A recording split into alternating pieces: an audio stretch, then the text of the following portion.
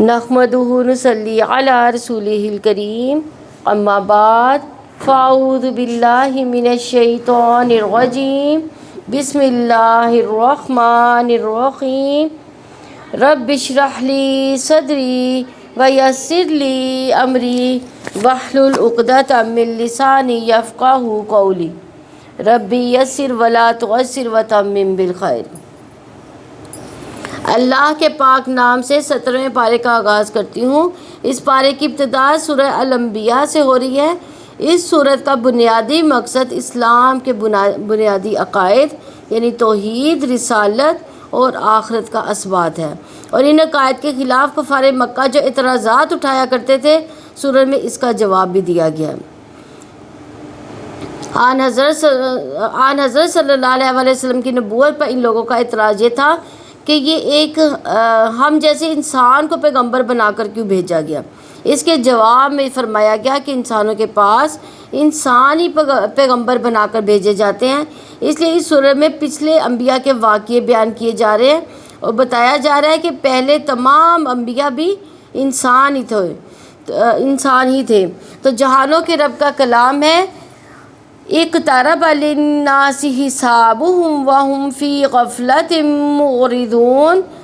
سورہ انبیاء مکی ہے، اس میں 112 آیات و 7 رکوع ہے۔ اللہ تعالیٰ کے نام سے جو وسیع رحمت والا، نہایت رحم والا ہے۔ لوگوں کے لیے ان کا حساب قریب آ گیا اور وہ غفلت میں منہ موڑنے والے ہیں، یعنی اشارہ ہے قرب قیامت کی طرف، کہ اس بات کی طرف کہ انسان کی موت قریب ہے، یعنی جس سے انسان کو یہ پتہ چل جائے گا کہ اب عمل کی مہلت ختم ہو گئی، اب حساب کا وقت ختم، اب حساب کا وقت شروع۔ تو جو شخص دنیا سے فوت ہو کر جاتا ہے، اس کا قبر میں بھی ایک مختصر سا حساب ہوتا ہے۔ اس سے سوال کیے جاتے ہیں کہ من ربو کا، ما دینو کا، من نبیو کا، اور جب انسان قیامت کے دن اٹھے گا تو اس سے باقاعدہ حساب لیا جائے گا، اور اگر دیکھا جائے تو وہ حساب کس بارے میں ہوگا کہ اس نے زندگی کن کاموں میں گزاری، جوانی کہاں گزاری، اس نے مال کہاں سے کمایا، کہاں خرچ کیا، اور جو علم حاصل کیا اس پر کتنا عمل کیا۔ تو اس لیے ہم میں سے ہر ایک کو اپنے آخری وقت کی اور اپنے حساب کتاب کی فکر ہونی چاہیے، کیونکہ ہر انسان کی موت اس کی قیامت ہی ہوتی ہے۔ نبی صلی اللہ علیہ وسلم نے فرمایا، نہ میں دنیا سے ہوں نہ دنیا مجھ سے۔ یہ تو وقتی طور پر جیسے کہ ایک ٹرانزٹ میں آئے، رکے اور پھر آگے جانا ہے۔ بے شک مجھے اور قیامت کو اس طرح بھیجا گیا کہ ہم ایک دوسرے کے آگے بڑھنے کی ہم دونوں کوشش کر رہے ہیں، یعنی یوں ساتھ ساتھ قیامت کے بھیجا گیا رسول اللہ صلی اللہ علیہ وسلم کو۔ رسول اللہ صلی اللہ علیہ وسلم کے ساتھی سہیل بن سعد رضی اللہ عنہ سے روایت ہے، وہ کہتے ہیں کہ رسول اللہ صلی اللہ علیہ وسلم نے مجھ سے فرمایا، مجھے اور قیامت کو اس انگلی اور اس انگلی کی طرح بھیجا گیا، یعنی آپ نے اپنی شہادت کی انگلی اور اس کے ساتھ والی انگلی دونوں کو اکٹھا کیا، یعنی آپ کے بعد اب کوئی نبی نہیں آئے گا، بلکہ اب ہم قیامت کی طرف جا رہے ہیں۔ اور یہ ایک حقیقت ہے کہ دنیا کی ایگزسٹنس میں جتنا وقت گزر چکا، اس کے مقابلے میں اب آئندہ بہت تھوڑا باقی رہ گیا۔ ابی ابن کعب رضی اللہ عنہ سے مروی ہے، وہ فرماتے ہیں، جب رات کا تہائی حصہ گزر جاتا تو رسول اللہ صلی اللہ علیہ وسلم اٹھ کھڑے ہوتے اور فرماتے، اے لوگو، اللہ کو یاد کرو، اللہ کو یاد کرو، آ گئی کانپنے والی، اس کے بعد زلزلے کا ایک اور جھٹکا آ پڑے گا، آ گئی موت اپنی سختیوں کے ساتھ۔ تو یہاں پر ہم دیکھتے ہیں کہ نبی صلی اللہ علیہ وسلم لوگوں کو رات کے آخری حصہ جو بہت میٹھی نیند آنے کا وقت ہوتا ہے، تو اس وقت خبردار کر رہے ہیں کہ آ گئی کانپنے والی، یعنی قیامت زلزلے کے ساتھ آئے گی، اور آ گئی موت اپنی سختیوں کے ساتھ، یعنی بڑی قیامت تو بعد میں آئے گی، لیکن چھوٹی قیامت کب سے شروع ہو جائے گی؟ موت سے ہی شروع ہو جائے گی، اور بڑی قیامت تب ہوگی جب حشر شروع ہوگا۔ نبی صلی اللہ علیہ وسلم نے فرمایا، جنت تمہارے جوتے کے تسمے سے بھی زیادہ قریب ہے، اور اس طرح آگ بھی۔ تو چاہیے تو انسان جنت کے لیے کوشاں ہو، یعنی جنت کے لیے ہی کوششیں کریں۔ ان کے رب کی طرف سے کوئی بھی نیا ذکر ان کے پاس نہیں آتا مگر وہ اس کو مشقت سے سنتے ہیں اور وہ کھیل رہے ہوتے ہیں، یعنی اس میں غور و فکر نہیں کرتے۔ کھیل سے مراد یہ ہے کہ جو بھی آیت اترتی ہے اس پر غور و فکر نہیں کرتے، اس کے مطابق عمل نہیں کرتے، آخرت کی کوئی تیاری نہیں کرتے، کوئی نصیحت حاصل نہیں کرتے، اور اس حالت میں کہ دل ان کے غافل ہے، اور جن لوگوں نے کفر کیا انہوں نے تو خفیہ سرگوشی کی کہ یہ تمہارے ہی جیسا آدمی ہے، تو کیا تم اس کے جادو میں آتے ہو حالانکہ تم دیکھتے ہو؟ یعنی آخرت کی فکر کرنے کی بجائے دنیا کے بارے میں فکر ہوتی ہے۔ نبی صلی اللہ علیہ وسلم کے بارے میں شکوک و شبہات لوگوں کے دلوں میں بھی ڈالتے ہیں، اور اپنے دل میں تو ان کے ہوتے ہی ہیں، اور نان سیریس رویہ اختیار کرتے ہیں۔ رسول نے کہا میرا رب آسمان میں اور زمین میں ہر بات کو جانتا ہے، اور وہ سب کچھ سننے والا، سب کچھ جاننے والا ہے۔ بلکہ وہ کہتے ہیں کہ خوابوں کی پریشان باتیں ہیں، بلکہ وہ اس نے گھڑ لیا، بلکہ وہ شاعر ہے، چنانچہ وہ ہمارے پاس کوئی معجزہ لائے جیسا کہ پہلے رسولوں کو بھیجا گیا تھا۔ یعنی وہ کہتے ہیں یہ قرآن کی آیات خواب ہے، یہ رات کو خواب دیکھتے ہیں اور صبح اٹھ کے سنا دیتے ہیں آیتوں کی شکل میں، نعوذ باللہ، بلکہ یہ تو اس کی خود ساختہ چیز ہے، اس کو اللہ کا کلام نہیں مانتے، نبی صلی اللہ علیہ وسلم کی گھڑی ہوئی باتیں وہ سمجھتے ہیں۔ ان سے پہلے کوئی بستی ایمان نہیں لائی جسے ہم نے ہلاک کیا، تو کیا وہ لوگ ایمان لائیں گے؟ اور آپ سے پہلے نہیں بھیجا ہم نے مگر کچھ مردوں کو، ہم جن کی طرف وحی کرتے تھے، چنانچہ اہل ذکر سے پوچھ لو اگر تم نہیں جانتے۔ اور ہم نے ان کے جسم ایسے نہیں بنائے تھے کہ وہ کھانا نہ کھاتے ہوں اور نہ وہ ہمیشہ رہنے والے ہوں۔ کن کے جسم نہیں بنائے تھے؟ انبیاء کے جسم، نبیوں کے جسم۔ اللہ تعالیٰ کہتے ہیں، ان کی دلیل دیتے ہیں کہ ان کے جسم ہم نے ایسے نہیں بنائے تھے کہ وہ کھانا نہ کھاتے ہوں نہ وہ ہمیشہ رہنے والے تھے، پھر ہم نے ان سے وعدہ سچا کر دیا تو ان کو اور جس کو ہم نے چاہا ہم نے نجات دی، اور حد سے گزر جانے والوں کو ہم نے ہلاک کر دیا۔ ہر نبی کو جب جھٹلایا گیا تو کیا ہوا؟ عذاب دیا گیا، اس کے جھٹلانے والوں کو ہلاک کر دیا گیا، لیکن جو ماننے والے تھے ان کو نجات عطا کی۔ بلا شبہ یقیناً ہم نے تمہاری طرف ایک ایسی کتاب نازل کی ہے جس میں تمہارا ذکر ہے، تو کیا تم سمجھتے نہیں ہو؟ یعنی یہ قرآن وہ ہے جو تمہاری بات کر رہا ہے، اس میں تمہارے متعلق گفتگو ہے، اس میں تمہارے اچھے اور برے اخلاق کا ذکر ہے، اس میں تمہارے اچھے اعمال کا ذکر ہے، تو اگر تم اس کو مضبوطی سے تھام لو گے تو جو کچھ اس میں اس پر پوری طرح عمل پیرا ہو جاؤ گے تو اس میں تمہارا ہی شرف اور عزت بڑھے گی۔ تو یہاں ذکرکم کا مطلب ہے شرف اور عزت۔ اس کے علاوہ ایک اور معنی بھی کیا گیا کہ اس میں تمہارے ان دینی معاملات کا ذکر ہے جن کی تمہیں ضرورت ہوتی ہے، اور اس میں ایسی چیزیں ہیں جن پر عمل کرنے میں تمہاری زندگی ہے، تمہاری کامیابی ہے۔ اس لیے تو اللہ تعالیٰ کی کتاب بعض لوگوں کے لیے عزت اور بلندی کا سبب بنتی ہے اور بعض لوگوں کے لیے ذلت کا سبب۔ جیسے کہ عمر بن واصلہ رضی اللہ عنہ سے روایت ہے کہ عمر بن حارث عمر رضی اللہ عنہ سے اصفہان کے مقام پر ملے، اور عمر رضی اللہ نے انہیں مکہ کا عامل مقرر کیا تھا۔ تو عمر رضی اللہ نے پوچھا کہ تم جو یہاں آئے ہو مکہ والوں پر کس کو عامل یا گورنر بنا کر آئے ہو؟ تو نافع نے کہا ابن ابزہ کو۔ انہوں نے کہا ابن ابزہ کون ہے؟ کہنے لگے ہمارے آزاد کردہ غلاموں میں سے غلام ہے۔ تو ان کے کہنے کا مطلب یہ تھا کہ آپ دیکھیں کہ اسلام لانے کی وجہ سے ان کو کیسا رتبہ مل گیا۔ تو عمر رضی اللہ نے کہا کہ تم نے ایک آزاد کردہ غلام کو اپنا جانشین بنا ڈالا۔ انہوں نے کہا کہ وہ اللہ عز و جل کی کتاب کو پڑھنے والا اور فرائض کا عمل ہے۔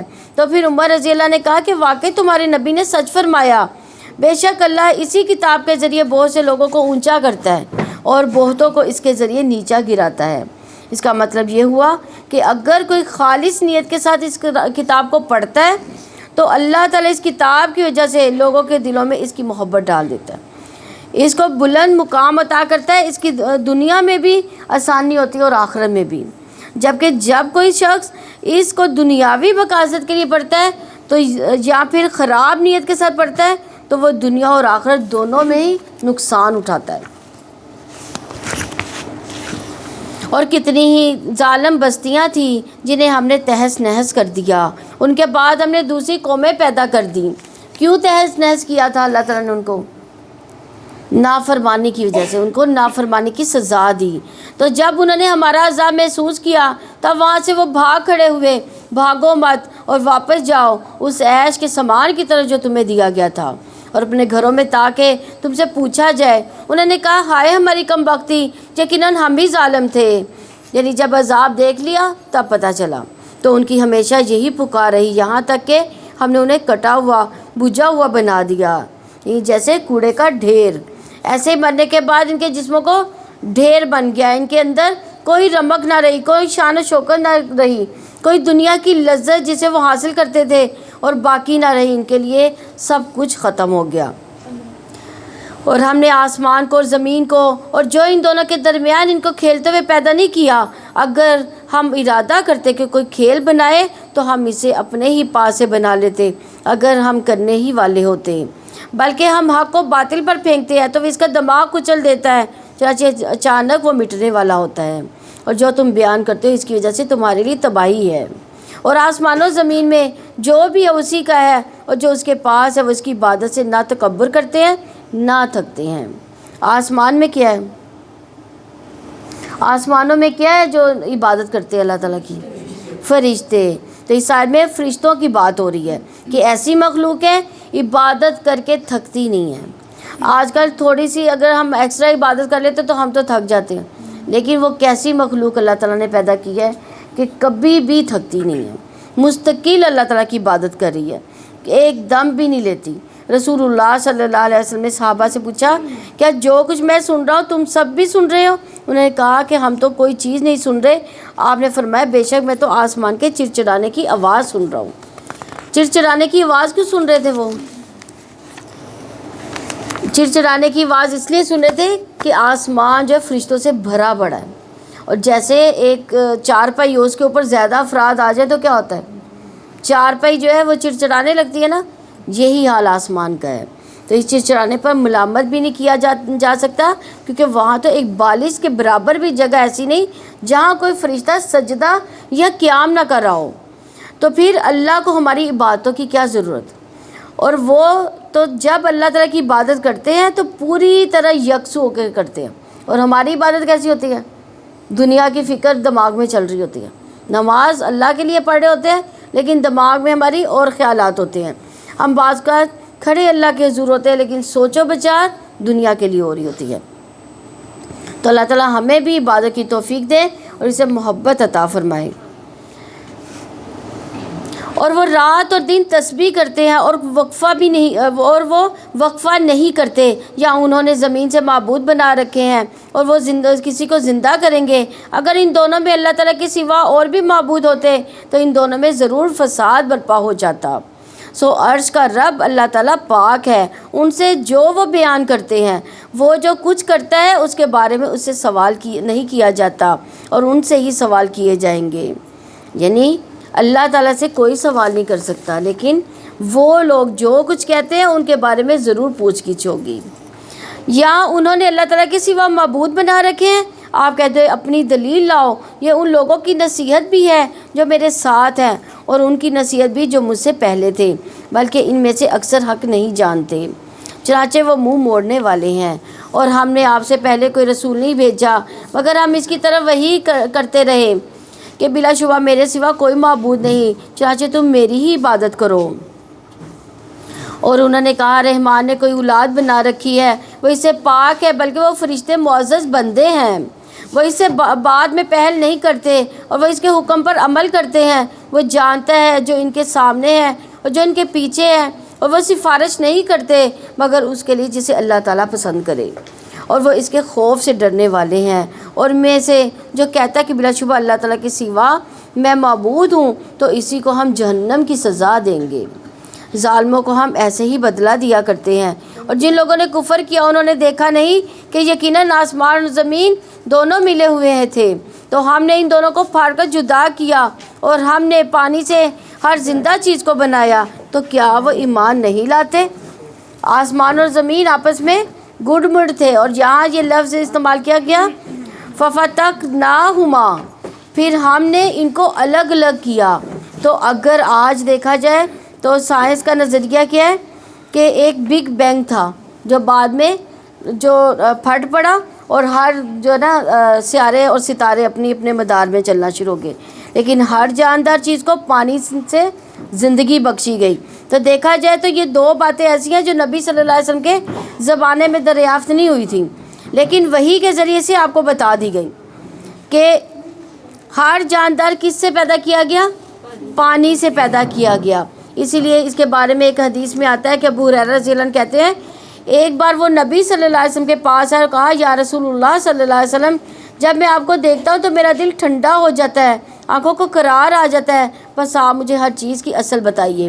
تو آپ نے فرمایا ہر چیز پانی سے پیدا کی گئی ہے، ہر چیز ابتدا میں پانی تھی اور پھر بعد میں وہ ٹھوس، مائع اور گیس میں تقسیم ہو گئی،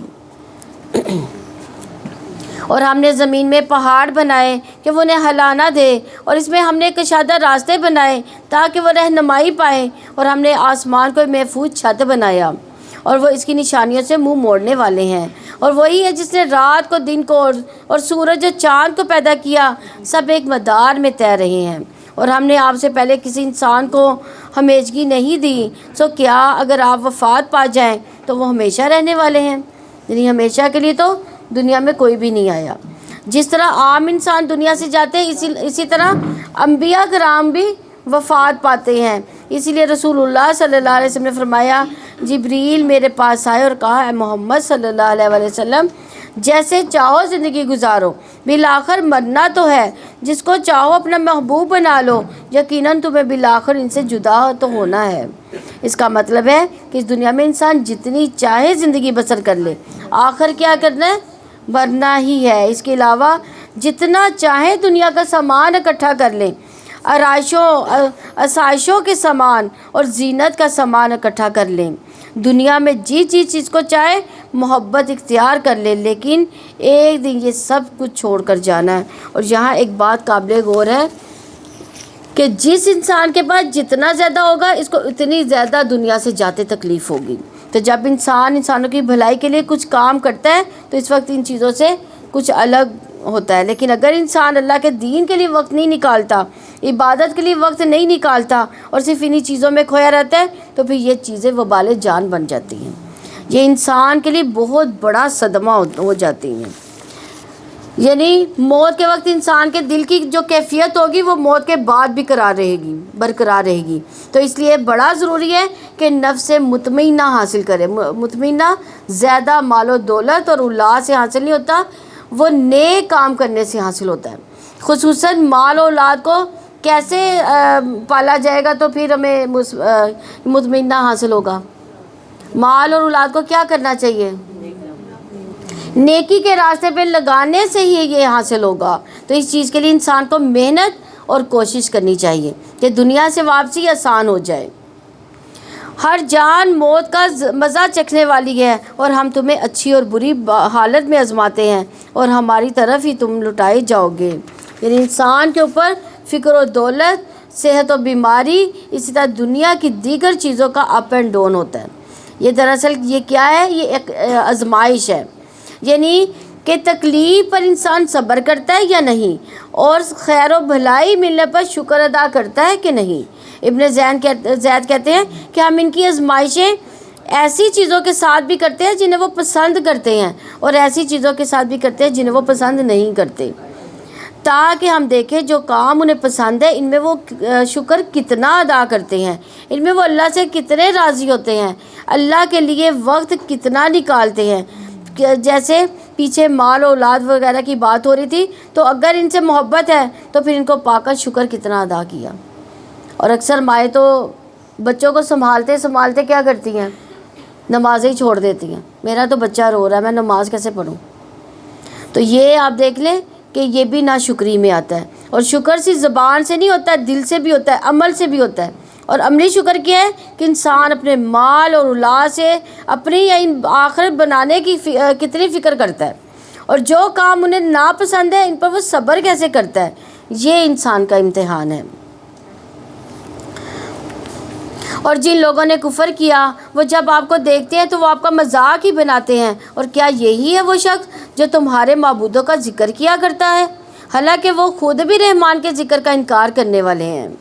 یعنی کیونکہ نبی صلی اللہ علیہ وسلم نے تمام معبودوں اور بتوں کی عبادت کی نفی کی تھی، تو یہ بات مشرکین مکہ پر بڑا بھاری تھی۔ کہ جن کو ہم نے اپنی جان سے عزیز رکھتے ہیں آپ نے ان کو کوئی مقام ہی نہیں دیا۔ تو اس نے فرمایا کہ انہوں نے اللہ کی قدر گھٹا دی، اس کی انہیں فکر نہیں، اور جو معبودوں کی نفی کی گئی اس پر وہ بہت پریشان تھے۔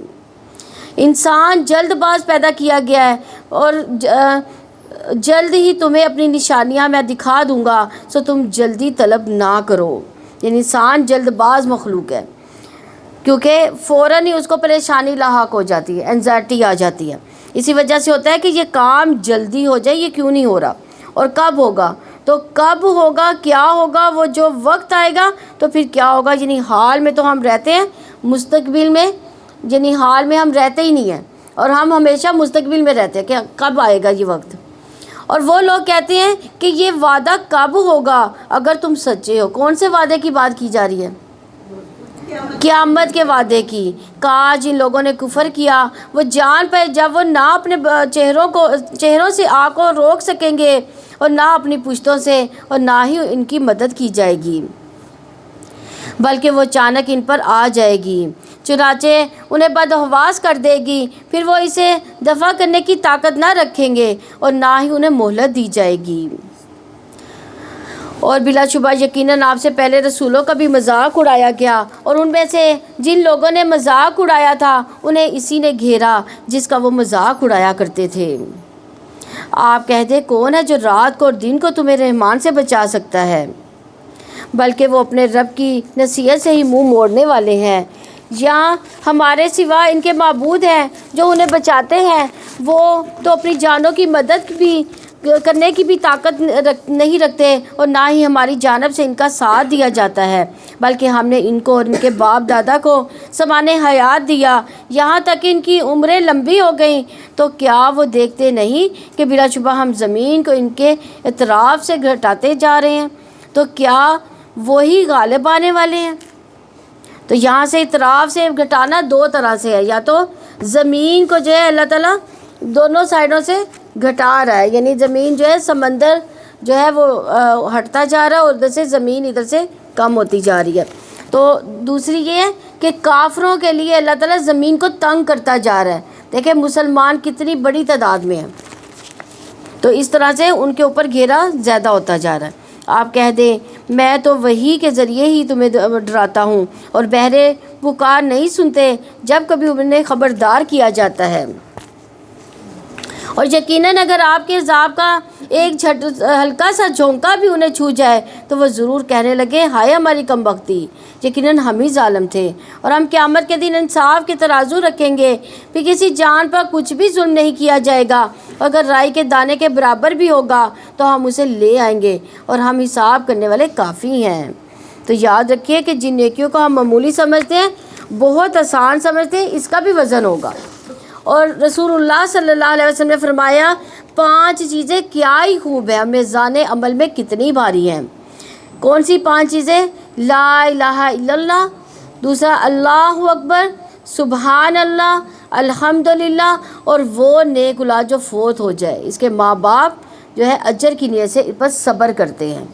یہ 5 چیزیں جو ہے بہت بھاری ہیں۔ یعنی بعض اوقات انسان اپنی اولاد کی بڑی اچھی تربیت کرتا ہے، بڑا قابل اس کو بناتا ہے اس کو، لیکن انسان جب بڑھاپے میں پہنچتا ہے تو بچہ فوت ہو جاتا ہے، جوانی میں فوت ہو جاتا ہے، تو انسان کہتا ہے کہ میرے جانے کے دن تھے وہ چلا گیا، میرے لیے کون دعائیں کرے گا، میرے لیے کون صدقہ جاریہ بنے گا۔ تو یہاں یہ بتایا گیا کہ اگر اولاد پہلے بھی چلی جاتی ہے اس پر آپ صبر کرتے ہیں تو یہ کیا ہے، یہ بھی بڑے اجر کا باعث ہوگا۔ اللہ تعالیٰ کسی بھی حالت میں کسی بھی حال میں انسان کو محروم نہیں رکھتا۔ پھر اسی طرح یہ ہے کہ ہر چیز میزان میں تولی جائے گی۔ نبی صلی اللہ علیہ وسلم نے فرمایا جس شخص نے اللہ پر ایمان کے ساتھ اس کے وعدہ ثواب کو جانتے ہوئے اس کی راہ میں گھوڑا وقف کیا تو اس گھوڑے کا کھانا پینا، اس کا پیشاب، اس کی لید سب قیامت کے دن ترازو میں رکھا جائے گا۔ یعنی آپ اللہ کی راہ میں اگر کوئی چیز دیتے ہیں تو اس چیز کا بھی وزن ہوگا۔ یعنی گھوڑا جو کچھ کھاتا ہے کھانے کا وزن ہوگا، جو نکالتا ہے اس کا بھی وزن ہوگا، اور خود اس گھوڑے کا بھی وزن ہوگا، اور وہ جو کچھ کرے گا یعنی اللہ کے راستے میں جیسے جیسے اس کو استعمال کیا جائے گا وہ اس کے لیے اجر و ثواب ہوگا۔ پھر اسی طرح شہادتین کا وزن ہوگا۔ شہادتین کون سی ہیں؟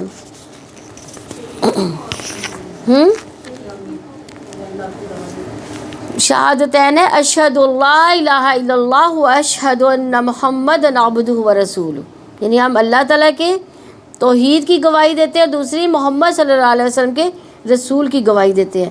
تو جب آپ کہتے ہیں تو یہ بھی میزان میں رکھے جائیں گے، میزان کا پلڑا ان الفاظ کے ساتھ جھک جائے گا، یعنی ان کی بہت قدر و قیمت ہے اور ان کا بہت وزن ہے۔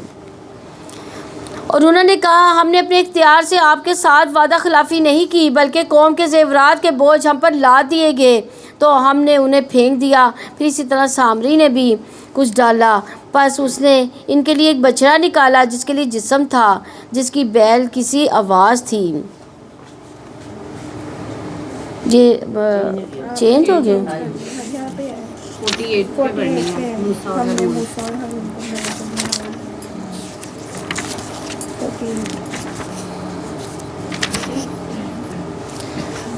اور بلا شبہ یقیناً ہم نے موسیٰ اور ہارون کو متقیوں کے لیے فرقان اور ذکر اور روشنی عطا کی، اور وہ لوگ جو بن دیکھے اپنے رب کا خوف رکھتے ہیں اور وہی قیامت سے ڈرنے والے ہیں، اور یہ بڑا بابرکت ذکر ہے، ہم نے اسے نازل کیا تو کیا تم اس کے منکر ہو؟ یعنی یہاں قرآن ذکر یعنی مبارک ذکر ہے، یہ ذکر جو آپ سن رہے ہیں یہ برکت والا ذکر ہے۔ برکت کا مطلب ہے کہ کسی چیز میں اضافہ ہونا، اس کا قائم رہ جانا۔ تو جو قرآن کے ذریعے جو علم حاصل کرتے ہیں ہم اس پر جب ہم عمل کرتے ہیں تو کیا ہوتا ہے، نیکیاں ملٹی پلائی ہونا شروع ہو جاتی ہے، تو زیادہ سے زیادہ بڑھتی ہے۔ جب ملٹی پلائی ہوتی ہے وہی کیا ہے، اس کی برکت ہے۔ اسی طرح قرآن کو پڑھتے ہوئے جو حدیث کے ساتھ ملا کر ہم نے بات سنی تو وہ زیادہ سمجھ آتی ہے۔ یعنی ہم قرآن تو سنتے ہیں لیکن جب میں حدیث بیان کرتی ہوں تو اس کے ساتھ کیا ہوتا ہے، آپ کو زیادہ سمجھ آتی ہے، تو پھر کیا ہوتا ہے اور زیادہ اس کا ذکر جو ہے اس کی سمجھ آتی ہے، تو اس سے بھی کیا ہوتا ہے، اس کی برکت بڑھ جاتی ہے۔ تو اس میں آپ دیکھیے کہ یہ سب باتیں کہاں سے پتہ چلتی ہیں، قرآن سے پتہ چلتی ہیں، قرآن کی وضاحت جو نبی صلی اللہ علیہ وسلم سے پتہ چلتی ہے، یعنی قرآن اور حدیث یہ ساتھ ساتھ ہے۔ قرآن میں اس کا حکم ہے لیکن حکم کو کس نے سکھایا، نبی صلی اللہ علیہ وسلم نے۔ تو ایسی مجالس بھی بابرکت، ایسا کلام بھی بابرکت، اس کا ذکر بھی بابرکت، اور پھر ان نیکیوں کی وجہ سے انسان کے اپنے اندر تبدیلی آتی ہے۔ یعنی صدقہ صرف دوسروں کو فائدہ نہیں دیتا، اس کا اجر آپ کو دنیا پہ بھی ملتا ہے، آپ کے اندر کی تنگی اور سینے کی گھٹن بھی جو ہے ختم ہوتی ہے۔ یعنی یہ قرآن سننے سے بھی برکت ہوتی ہے، اور آپ جو صدقہ کرتے ہیں اس سے بھی برکت ہوگی۔ اس سے کس میں برکت ہوگی، مال میں برکت ہوگی، اور پھر یہ کہ اس کے ساتھ ساتھ جو خیر آگے پھیلتی ہے اس خیر سے بھی آپ کو برکت ہوگی۔ یعنی آپ یہاں سے کچھ سن کر گئے تو آگے آپ نے کسی کو بتایا تو اس سے کیا ہوا، آپ کی نیکیوں میں بھی برکت ہوگی انشاءاللہ۔ اور بلا شبہ یقیناً ہم نے اس سے پہلے ابراہیم کو اس کی سمجھ بوجھ عطا کی تھی، اور ہم ہی اسے جاننے والے تھے۔ جب اس نے اپنے باپ سے اور اپنی قوم سے کہا کیا ہے یہ مورتیاں جن کے لیے تم جم کر بیٹھنے والے ہو، انہوں نے کہا ہم نے اپنے باپ دادا کو ان کی عبادت کرنے والا پایا۔ ابراہیم نے کہا بلا شبہ تم اور تمہارے باپ دادا یقیناً کھلی گمراہی میں تھے۔ انہوں نے کہا کیا تم ہمارے پاس واقعی حق لائے ہو یا تم کھیلنے والوں میں سے ہو؟ اس نے کہا بلکہ تمہارا رب وہی ہے جو آسمان و زمین کا رب ہے، جس نے انہیں پیدا کیا، اور میں اس بات پر گواہوں میں سے ہوں، اور اللہ کی قسم میں تمہارے بتوں کے لیے ضرور ایک خفیہ تدبیر کروں گا اس کے بعد کہ تم پیٹ پھیر کر جاؤ گے۔ بس اس نے انہیں ٹکڑے ٹکڑے کر دیا۔ یعنی کس نے یہ تدبیر کی تھی، ابراہیم علیہ السلام نے۔ یعنی وہ سب میلے میں چلے گئے، ابراہیم علیہ السلام بخار کا بہانہ کر کے وہ پیچھے رہ گئے۔ جب وہ چلے گئے تو انہوں نے کیا کیا، انہوں نے ٹکڑے ٹکڑے کر دیا سوائے ان کے بڑے کے، یعنی سب بتوں کو توڑ دیا سوائے ایک بڑا بت رہنے دیا، اور اس کے اوپر وہ کلہاڑی رکھ دی جس سے توڑے گے تاکہ وہ اس کی جانب رجوع کریں۔ انہوں نے کہا کس نے ہمارے معبودوں کے ساتھ ایسا کیا؟ وہ واپس آئے، انہوں نے آپس میں باتیں کی یہ کس نے کیا، بلا شبہ وہ یقیناً ظالموں میں سے ہے۔ لوگوں نے کہا ہم نے ایک نوجوان کو اس کا ذکر کرتے سنا جسے ابراہیم کہا جاتا ہے۔ انہوں نے کہا تو اسے سب کی آنکھوں کے سامنے لاؤ تاکہ وہ گواہ ہو جائے۔ انہوں نے کہا ابراہیم کیا تم نے ہمارے معبودوں کے ساتھ یہ کیا؟ ابراہیم نے کہا بلکہ ان کے بڑے نے یہ کیا، چنانچہ اگر وہ بولتے ہیں تو انہی سے پوچھو۔ تو وہ اپنے دلوں کے جانب مائل ہوئے، سو انہوں نے کہا یقیناً تم ہی ظالم ہو۔ پھر وہ اپنے سروں پر الٹے کر دیے گئے۔ بلا شبہ یقیناً تمہیں معلوم ہی ہے کہ یہ بولتے نہیں، یعنی دیکھیں وہ خود ہی کہہ رہے ہیں کہ یہ تو تمہیں پتہ معلوم ہی نہیں، تمہیں معلوم ہے کہ یہ بولتے نہیں ہیں۔ یعنی حضرت ابراہیم علیہ السلام نے کیا کہا تھا ان کو کہ اس بڑے سے پوچھو، اس کو پتہ ہوگا کہ کس نے اس کو توڑا ہے۔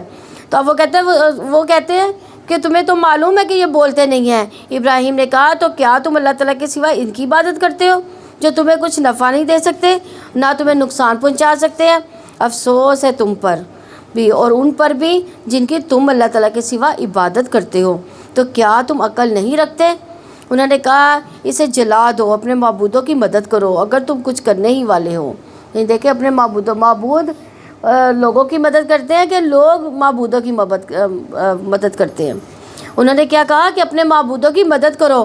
ہم نے کہا اسے اے آگ ابراہیم پر ٹھنڈی ہو جا اور سلامتی والی بن جا۔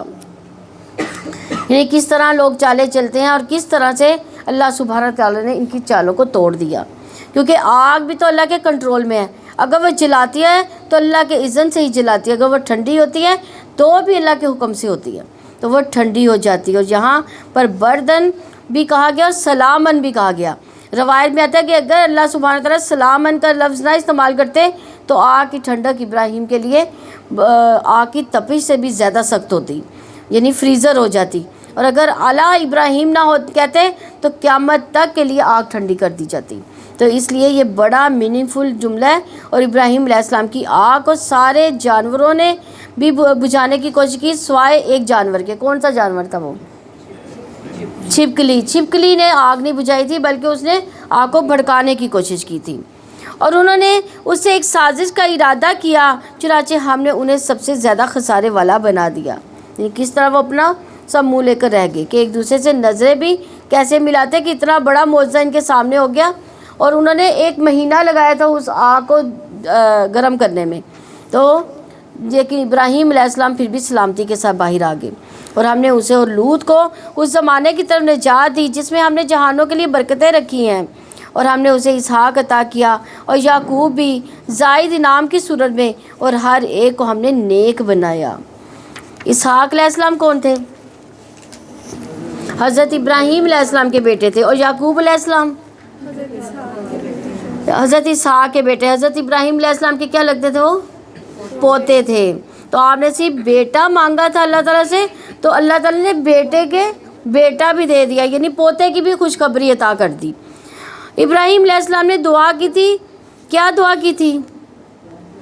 ربی حبلی من الصالحین۔ تو اللہ تعالیٰ نے پوری دعا سنی، صرف بیٹا ہی نہیں دیا بلکہ صالح بیٹا دیا۔ تو اللہ کے خزانے وسیع ہیں، آپ جتنا چاہیں مانگتے چلے جائیں۔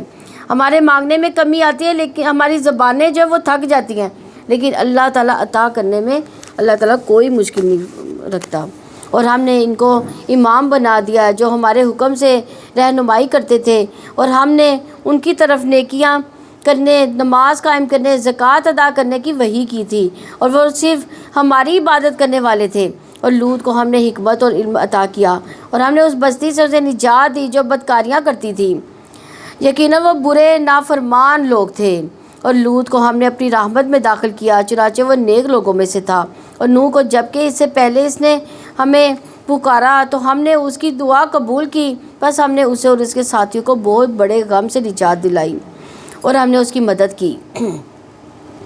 اس کی قوم کے مقابلے میں جنہوں نے ہماری آیات کو جھٹلایا تھا، یقیناً وہ برے لوگ تھے، تو ہم نے ان سب کو غرق کر دیا۔ اور داؤد اور سلیمان کو جب وہ دونوں ایک کھیت کے بارے میں فیصلہ کر رہے تھے، جب اس میں کچھ لوگوں کی بکریاں چر گئیں، اور ہم ہی ان کے فیصلے کے گواہ ہیں، اور تو ہم نے سلیمان کو سمجھا دیا، ہم نے دونوں کو حکمت اور علم عطا کیا تھا، اور داؤد کے ساتھ نے پہاڑوں کو اور پرندوں کو بھی مسخر کیا جو تسبیح کرتے تھے، اور ہم کرنے ہی والے تھے۔ داؤد علیہ السلام اور سلیمان علیہ السلام کون تھے؟ باپ بیٹا تھے۔ یعنی اللہ تعالیٰ نے داؤد علیہ السلام کو بھی حکمت عطا کی تھی، سلیمان علیہ السلام کو بھی عطا کی تھی، لیکن یہ جو فیصلہ آیا تو اللہ تعالیٰ نے سلیمان علیہ السلام کو اس فیصلے کو سمجھا دیا، ان کو الہام کر دیا کہ اس کا یہ فیصلہ ہونا چاہیے، اور ہم نے اس کو تمہارے لیے ذرا بنانی سکھائی تاکہ تمہاری جنگ میں تمہیں محفوظ رکھے، تو کیا تم شکر ادا کرنے والے ہو؟ یعنی ذرا کیا ہوتی ہے؟ جو جنگ میں لباس ہوتا ہے. تو یہ کس کو سکھایا گیا تھا؟ حضرت داؤد علیہ السلام کو. تو جو نعمتیں اللہ تعالیٰ نے سلیمان اور داؤد علیہ السلام کو دی تھی، انہوں نے ان کو کیسے استعمال کیا تھا؟ یعنی قرآن میں جتنے بھی پیغمبروں کا ذکر ہے، ان میں سب سے زیادہ نعمتوں کے اعتبار سے یہ 2 پیغمبر ہی تھے، یعنی داؤد علیہ السلام اور سلیمان علیہ السلام. لیکن انہوں نے کیا کیا؟ نعمتوں کو اللہ تعالیٰ کی اطاعت میں استعمال کیا اور شکر گزار رہے اللہ تعالیٰ کے. اور سلیمان کے لیے تیز ہوا کو مسخر کر دیا، جو اس کے حکم سے اس سرزمین کی طرف چلتی تھی جس میں ہم نے برکتیں رکھی تھیں، اور ہم ہر چیز کا علم رکھنے والے تھے. اور شیاطین میں سے بھی جو اس کے لیے غوطہ لگاتے تھے اور اس کے علاوہ دوسرے کام بھی کرتے تھے، اور ہم اس کے نگہبان تھے. یعنی سمندر سے چیزیں نکال کر لاتے تھے. کون لاتے تھے؟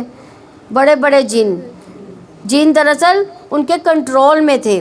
اور ایوب کو جب اس نے اپنے رب کو پکارا کہ یقیناً مجھے تکلیف پہنچی ہے اور تو سب رحم کرنے والوں میں سے سب سے زیادہ رحم کرنے والا ہے. یہ کون سی دعا ہے؟ انی مسنی ضر وانت ارحم الراحمین. تو ہم نے اس کی دعا قبول کر لی، پس اسے جو تکلیف تھی ہم نے دور کر دی، اور ہم نے اس کے اہل و عیال اسے دیے، ان کے ساتھ ان جیسے اور بھی، اپنی طرف سے رحمت کے طور پر ان کی نصیحت کے لیے جو عبادت کرنے والے ہیں. یعنی 18 سال ایوب علیہ السلام بیمار رہے تھے. 18 سال ایک عرصہ ہوتا ہے انسان کے لیے. تو آپ دیکھیے کہ ایک طرف داؤد علیہ السلام، سلیمان علیہ السلام جنہیں نعمتوں سے نوازا گیا، اور دوسری طرف ایوب علیہ السلام جو اتنی شدید بیماری میں آزمائے گئے.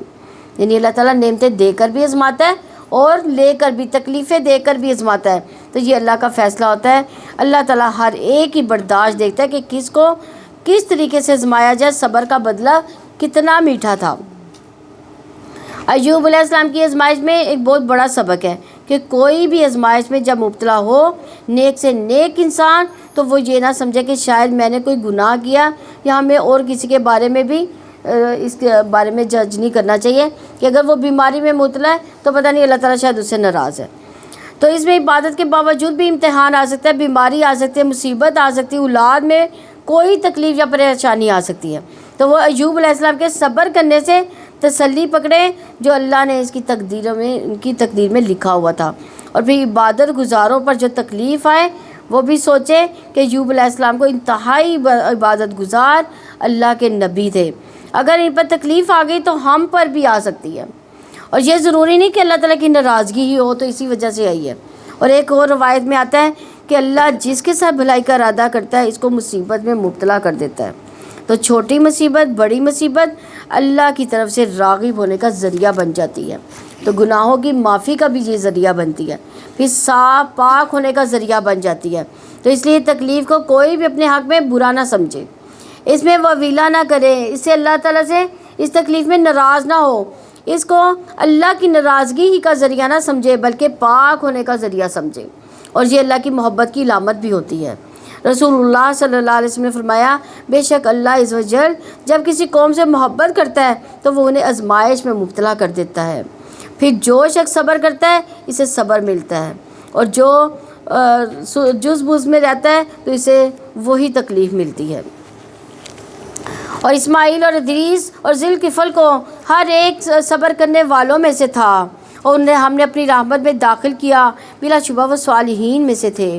اور مچھلی والے کو جب وہ غصے میں بھرا ہوا چلا گیا، بس اس نے سمجھا کہ ہم اس پر ہرگز قابو نہ پا سکیں گے، تو اسے اندھیروں میں پکارا. کون سے اندھیرے تھے؟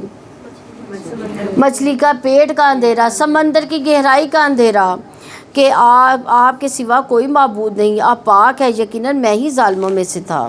کون سی دعا یہ؟ لا الہ الا انت سبحانک انی کنت من الظالمین. تو یہ مچھلی والے یونس علیہ السلام کو اپنی رحمت میں داخل کیا، پھر انہوں نے اندھیروں میں اللہ تعالیٰ کو پکارا. مچھلی کے پیٹ کا اندھیرا، سمندر کا اندھیرا. نبی صلی اللہ علیہ وسلم نے فرمایا یونس علیہ السلام کی دعا جب وہ مچھلی کے پیٹ میں تھے، یعنی لا الہ الا انت سبحانک انی کنت من الظالمین، جب بھی کوئی مسلمان کسی بھی معاملے میں ان الفاظ کے ساتھ اپنے رب سے دعا کریں وہ دعا ضرور قبول ہوگی۔ یہ مسند احمد کی روایت ہے۔ یعنی جب آپ دعا مانگنے لگیں تو کیا کریں، اللہ کی تسبیح تو بیان کرتے ہیں، سبحان اللہ پڑھتے ہیں، دروشی پڑھتے ہیں، پھر دعا کرتے ہیں، تو اس موقع پر آپ کیا کہیں گے، لا الہ الا انت سبحانک انی کنت من الظالمین، یہ بھی پڑھیں تو اس دعا کے ساتھ اور دعا شامل کریں گے تو انشاءاللہ اللہ تعالیٰ قبول کرے گا۔ اور مچھلی والے کو، اور چنانچہ ہم نے اس کی دعا قبول کی اور ہم نے اسے غصے سے نجات دی، اور ہم مومنوں کو اسی طرح نجات دیتے ہیں۔ یعنی اسی طرح جہاں جو آیت میں آیا کہ وہاں وہ تکلیف میں تو تھے لیکن غم زیادہ تھا ان کو کہ اللہ تعالیٰ ناراض ہو گیا، کیونکہ اللہ تعالیٰ کی ناراضگی کی وجہ سے ہی وہ مچھلی کے پیٹ میں گئے تھے، اور یہ مصیبت آ گئی، یہ اندھیرے آ گئے، تو فرمایا ہم ایمان رکھنے والوں کو اسی طرح نجات دیا کرتے ہیں۔ یعنی اگر کوئی بھی مومن کسی مصیبت میں پھنس جائے تو اس دعا کو یاد کر لے، اس کو کثرت سے پڑھے، تو اللہ سبحانہ و تعالیٰ اس کا غم دور کر دیں گے، یہ اللہ کا وعدہ ہے۔ اور زکریا کو جب اس نے اپنے رب کو پکارا، اے میرے رب آپ مجھے اکیلا نہ چھوڑنا، اور آپ سب وارثوں میں سے بہترین ہے، تو ہم نے اس کی دعا قبول کی۔ اسے پھر کیا دیا تھا حضرت زکریا علیہ السلام کو؟ یحییٰ، اور تو ہم نے اس کی دعا قبول کی اور اسے یحییٰ سے نوازا۔ اس کی بیوی کو اس کے لیے درست کر دیا، لیکن وہ نیک کاموں میں جلدی کرتے تھے اور ہمیں رغبت اور خوف سے پکارتے تھے اور ہمارے لیے عاجزی کرنے والے تھے۔ اور وہ عورت جس نے اپنی عصمت کی حفاظت کی تھی تو ہم نے اس میں اپنی روح میں سے پھونکا اور ہم نے اسے اور اس کے بیٹے کو جہانوں کے لیے نشانی بنا دیا۔ یہ کون عورت تھی؟ حضرت مریم علیہ السلام۔ اب اتنی دفعہ واقعات پڑھ لیں، اب تو آپ کو خود بخود پتہ ہونا چاہیے سب واقعات کا۔ یقیناً یہ تمہاری امت ایک ہی امت ہے اور میں تمہارا رب ہوں، سو تم میری عبادت کرو۔ اور انہوں نے اپنا معاملہ آپس میں ٹکڑے ٹکڑے کر دیا، سبھی ہماری طرف لوٹنے والے تھے۔ پس جو شخص نیکی کا کوئی عمل کرے اور وہ ایمان والا ہو تو اس کی کوشش کی ناقدری نہیں ہوگی، اور وہ یقیناً ہم ہی اسے لکھنے والے ہیں۔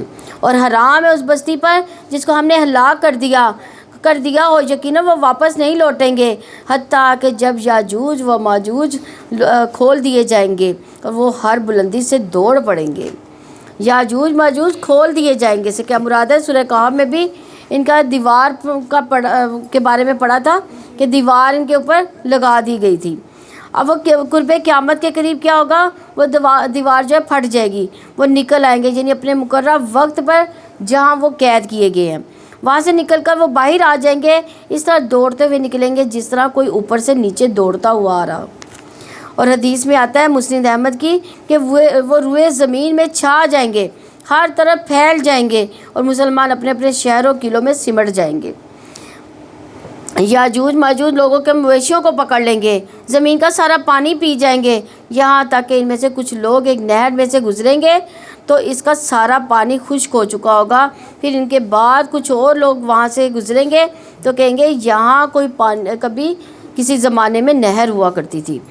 پھر عیسیٰ علیہ السلام اور ان کے ساتھی گر گڑا کر دعا کریں گے تو یاجوج ماجوج پر ان کی گردنوں میں کیڑے کا عذاب نازل ہوگا، تو وہ سب ایک انسان مرنے کی طرح سارے اکٹھے ہی مر جائیں گے، تو پھر زمین پر انتہائی گندگی اور بدبو پھیل جائے گی، یعنی کہ ان کے مرنے کی وجہ سے ان کی ڈیڈ باڈی سے اسمیل آئے گی۔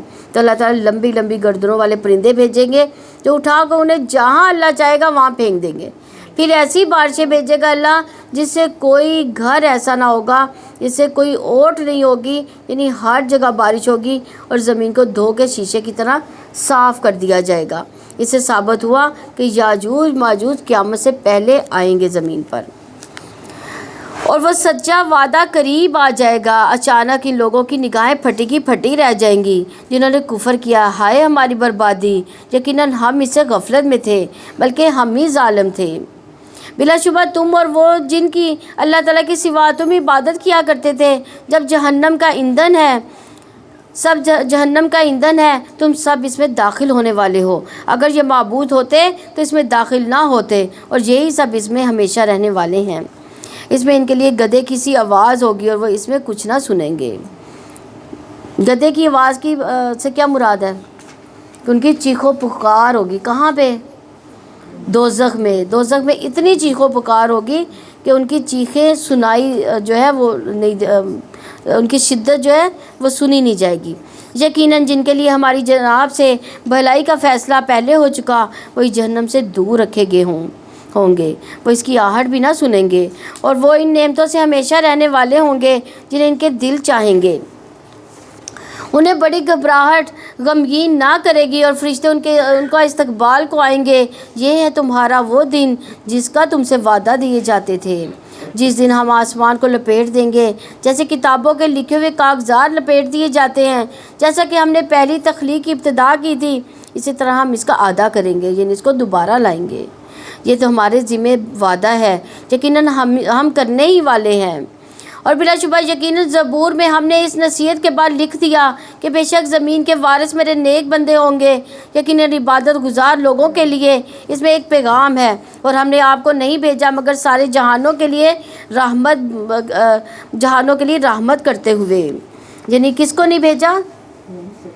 نبی صلی اللہ علیہ وسلم کو۔ تو کن کے لیے رحمت بنا کر بھیجا؟ تمام جہانوں کو، یعنی ہر نبی اپنے اپنے علاقے اپنی اپنی قوم کے لیے آئے، لیکن نبی صلی اللہ علیہ وسلم تمام جہانوں کے لیے آئے، یعنی قیامت تک کے انسانوں کے لیے۔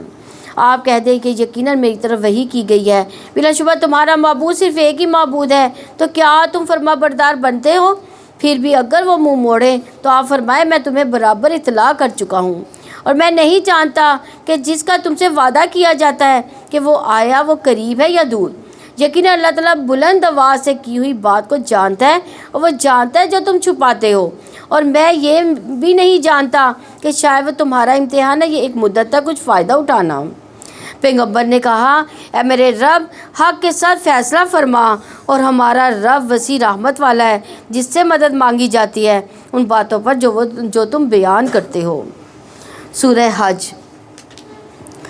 سورہ حج کا نزول مکہ میں ہوا تھا اور اس کی تکمیل ہجرت کے بعد ہوئی تھی۔ اس سورہ میں حج عبادت یعنی حضرت ابراہیم علیہ السلام کے دور میں کیسے ہوئی اور اس کے بنیادی ارکان کیا ہیں، اسی وجہ سے اس کا نام سورہ حج رکھا گیا۔ سورہ حج مدنی ہے، اس میں 78 آیات اور 10 رکوع ہیں۔ اللہ تعالیٰ کے پاک نام سے جو وسیع رحمت والا نہایت رحم والا ہے۔ اے لوگوں اپنے رب سے ڈرو، یقیناً قیامت کا زلزلہ بہت بڑی چیز ہے۔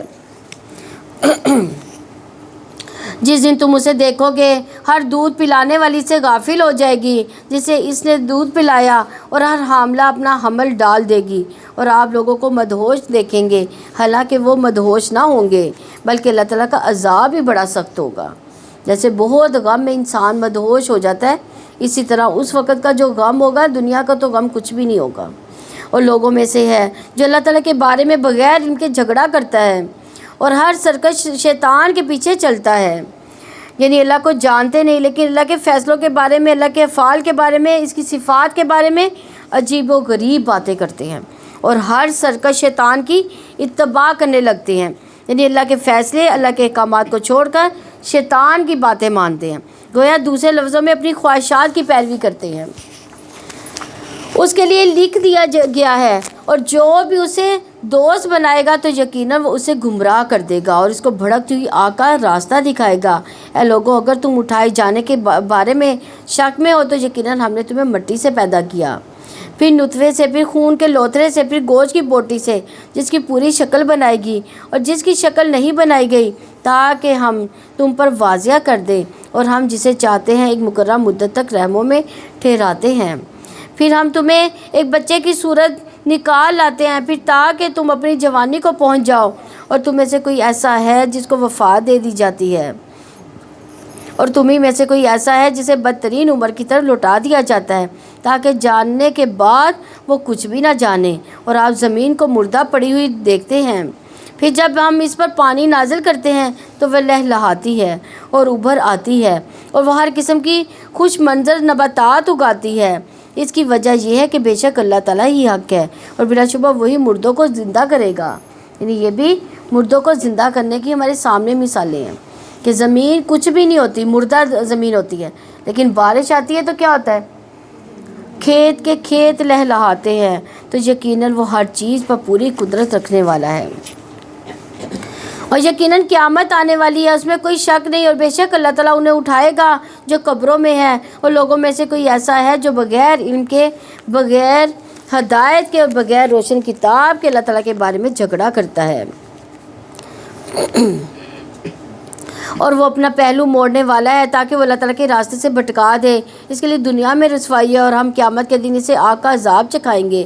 یہ ان کی وجہ سے ہے جو تیرے دونوں ہاتھوں نے آگے بھیجے، اور بلا شبہ اللہ تعالیٰ اپنے بندوں پر کبھی ظلم کرنے والا نہیں ہے. اور لوگوں میں سے کوئی ایسا ہے جو کنارے پر رہ کر اللہ تعالیٰ کی عبادت کرتا ہے، پھر اگر اسے فائدہ پہنچتا ہے تو اس پر مطمئن ہو جاتا ہے، اور اگر اسے کوئی آزمائش آتی ہے تو چہرے کے بل پلٹ جاتا ہے. اس نے دنیا میں بھی خسارہ اٹھایا اور آخرت میں بھی یہی کھلا خسارہ ہے. تو ایسے ہی شکوک و شبہات کرنے والے بظاہر مسلمانوں کے گھروں میں پیدا ہونے والے، اگر وہ امتحان میں پاس ہو جائیں، جو بچی مل جائے تو اللہ تعالیٰ بہت اچھے ہیں، اور اگر کوئی مصیبت پڑ جائے تو کیا کہتے ہیں کہ یہ تو ہم پر الٹا عذاب آ گیا. اس حال سے یہ ثابت ہوتا ہے کہ اللہ تعالیٰ کو صرف اچھے حال میں ہی یاد نہیں کرنا چاہیے بلکہ تکلیف میں بھی یاد کرنا چاہیے. اور ہم لوگ کیا کرتے ہیں، تکلیف میں اکثر ہی کیا ہوتا ہے، ہم سب سے پہلے ہماری نمازیں چھوٹتی ہیں. ایسے ہوتا ہے نا، تکلیف میں سب سے پہلے ہم کیا کرتے ہیں، نمازیں ہی چھوڑتے ہیں. حالانکہ اللہ تعالیٰ نے کیا کہا، صبر اور نماز سے میری مدد حاصل کرو. یعنی کوئی تکلیف آئی ہے تب بھی نماز پڑھیں. اللہ تعالیٰ راضی ہی اسی وجہ سے ہوتے ہیں. اللہ تعالیٰ کی طرف رجوع کرے، اللہ ان کو راضی کرے، کیونکہ ایمان کا امتحان ہوتا ہی رہے گا، اور کمزور ایمان آزمائش کے وقت قائم نہیں رہے گا، کیونکہ انسان کو اللہ تعالیٰ مختلف طریقوں سے آزما کر دیکھتا ہے یہ سچا مومن ہے یا نہیں ہے. وہ اللہ تعالیٰ کے سوا اسے پکارتا ہے جو اسے نہ نقصان دے سکتا ہے اور نہ نفع پہنچا سکتا ہے. یہی دور کی گمراہی ہے. وہ اس کو پکارتا ہے جس کا نقصان اس کے نفع سے زیادہ قریب ہے. یقیناً وہ برا دوست ہے اور یقیناً وہ برا رفیق ہے. یقیناً اللہ تعالیٰ ان لوگوں کو جو ایمان لائے، جنہوں نے نیکیاں کی، انہیں جنتوں میں داخل کرے گا جن کے نیچے نہریں بہتی ہیں. یقیناً اللہ تعالیٰ جو چاہتا ہے کرتا ہے. جو شخص یہ گمان رکھتا ہے کہ اللہ تعالیٰ دنیا اور آخرت میں اس کی ہرگز مدد نہیں کرے گا تو اسے ایک رسی آسمان تک دراز کرنی چاہیے، پھر اسے کاٹ دینا چاہیے، پھر اسے دیکھنا چاہیے کہ واقعی اس کی تدبیر اس کو لے جائے گی جو اسے غصہ دلاتی ہے. اور اسی طرح ہم نے اس کو واضح آیات کے ساتھ نازل کیا. اور یقیناً اللہ تعالیٰ جسے چاہتا ہے ہدایت دیتا ہے. یقیناً جو لوگ ایمان لائے اور جو لوگ یہودی بن گئے، صابی، نصارہ اور مجوسی، اور جنہوں نے شرک کیا، بے شک اللہ تعالیٰ ان کے درمیان قیامت کے دن فیصلہ کر دے گا. یقیناً اللہ تعالیٰ ہر چیز پر گواہ ہے کہ آپ نے نہیں دیکھا کہ یقیناً اللہ تعالیٰ ہی کو سجدہ کرتا ہے جو کچھ آسمانوں میں ہے، جو کچھ زمین میں ہے، اور سورج اور چاند اور تارے، پہاڑ اور درخت اور جانور، اور بہت سے لوگ بھی، اور بہت سے لوگ ایسے بھی ہیں جن پر عذاب ثابت ہو چکا. اور جسے اللہ تعالیٰ ذلیل کر دیتا ہے اسے پھر کوئی عزت دینے والا نہیں. یقیناً اللہ تعالیٰ جو چاہتا ہے کرتا ہے. تو یہاں پر سورج، چاند، ستاروں کو بطور خاص کہا گیا کہ وہ کیا کرتے ہیں، اللہ تعالیٰ کی تسبیح کرتے ہیں، سجدہ کرتے ہیں. ان کا سجدہ کیا ہے، یہ جو ہمارے جو سائے جو ہیں ان کے جو سائے ہیں وہ جب جھکے ہوتے ہیں، آپ دیکھیں کہ وہ معبود نہیں جن کو تم پوجتے ہو، کیونکہ ستارہ پرست قومیں ہی سورج کی پوجا کرنے والی ہیں، چاند کی پوجا کرتی ہیں. تو یہاں یہ بتا دیا گیا کہ اللہ نے ان کو پیدا کیا، اس نے انہیں تمہارے لیے مسخر کیا ہے. وہ تو خود اپنے خالق کے حضور سجدہ ریز ہیں، تسبیح کرتے ہیں، اس لیے تم ان کے آگے سجدہ مت کرو. لا تسجدوا للشمس ولا للقمر. تو دیکھا جائے تو یہاں پر سجدے کا ذکر کیا گیا، تسبیح کا ذکر کیا گیا کہ یہ سارے جھکے ہوئے اللہ کے آگے. تو اس سے کیا پتہ چلتا ہے کہ اللہ تعالیٰ کے نزدیک سب سے پسندیدہ عمل پھر کون سا ہوا، سجدہ. رسول اللہ صلی اللہ علیہ وسلم کے آزاد کردہ غلام صوبان سے کسی نے پوچھا کہ آپ مجھے کسی ایسے عمل کے بارے میں بتائیں کہ جس کے کرنے سے اللہ مجھے جنت میں داخل کر دے. تو وہ کہتے ہیں کہ میں نے پھر پوچھا جب تیسری بار پوچھا تو انہوں نے کہا میں نے رسول اللہ صلی اللہ علیہ وسلم سے اس کے بارے میں سوال کیا تھا تو آپ صلی اللہ علیہ وسلم نے فرمایا تم پر اللہ کے لیے سجدوں کی کثرت لازم ہے. کثرت سے کیا مراد ہے سجدوں کی، کہ زیادہ سے زیادہ نوافل ادا کریں. تو جب بھی کوئی سجدہ کرتے ہو تو اللہ تعالیٰ اس سجدے کے سبب سے تمہارا ایک درجہ بڑھا دیتا ہے، اس کے ذریعے تمہاری ایک خطا مٹا دیتا ہے.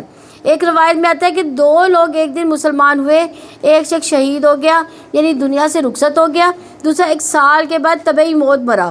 تو حضرت طلحہ رضی اللہ نے خواب میں دیکھا کہ جو بعد میں فوت ہوا طبعی موت سے وہ جنت میں پہلے داخل ہو گیا اور شہید پیچھے تھا. ایسے کیوں تھا؟ ہاں، یعنی اس نے جتنی زندگی گزاری اس میں اس نے زیادہ عبادت اللہ تعالیٰ کی. شہید پیچھے ہے تو وہ بڑے پریشان ہوئے. ہم نے تو شہید کا درجہ زیادہ سمجھا ہوا تھا. تو وہ نبی پاک صلی اللہ علیہ وسلم کے پاس آئے. آپ صلی اللہ علیہ وسلم نے فرمایا تمہیں اس بات سے تعجب ہے، کیا تم نہیں جانتے کہ اس نے ایک سال میں جتنے سجدے کیے، کتنی نمازیں پڑھی، کتنے روزے رکھے، کتنی اور نیکیاں کی.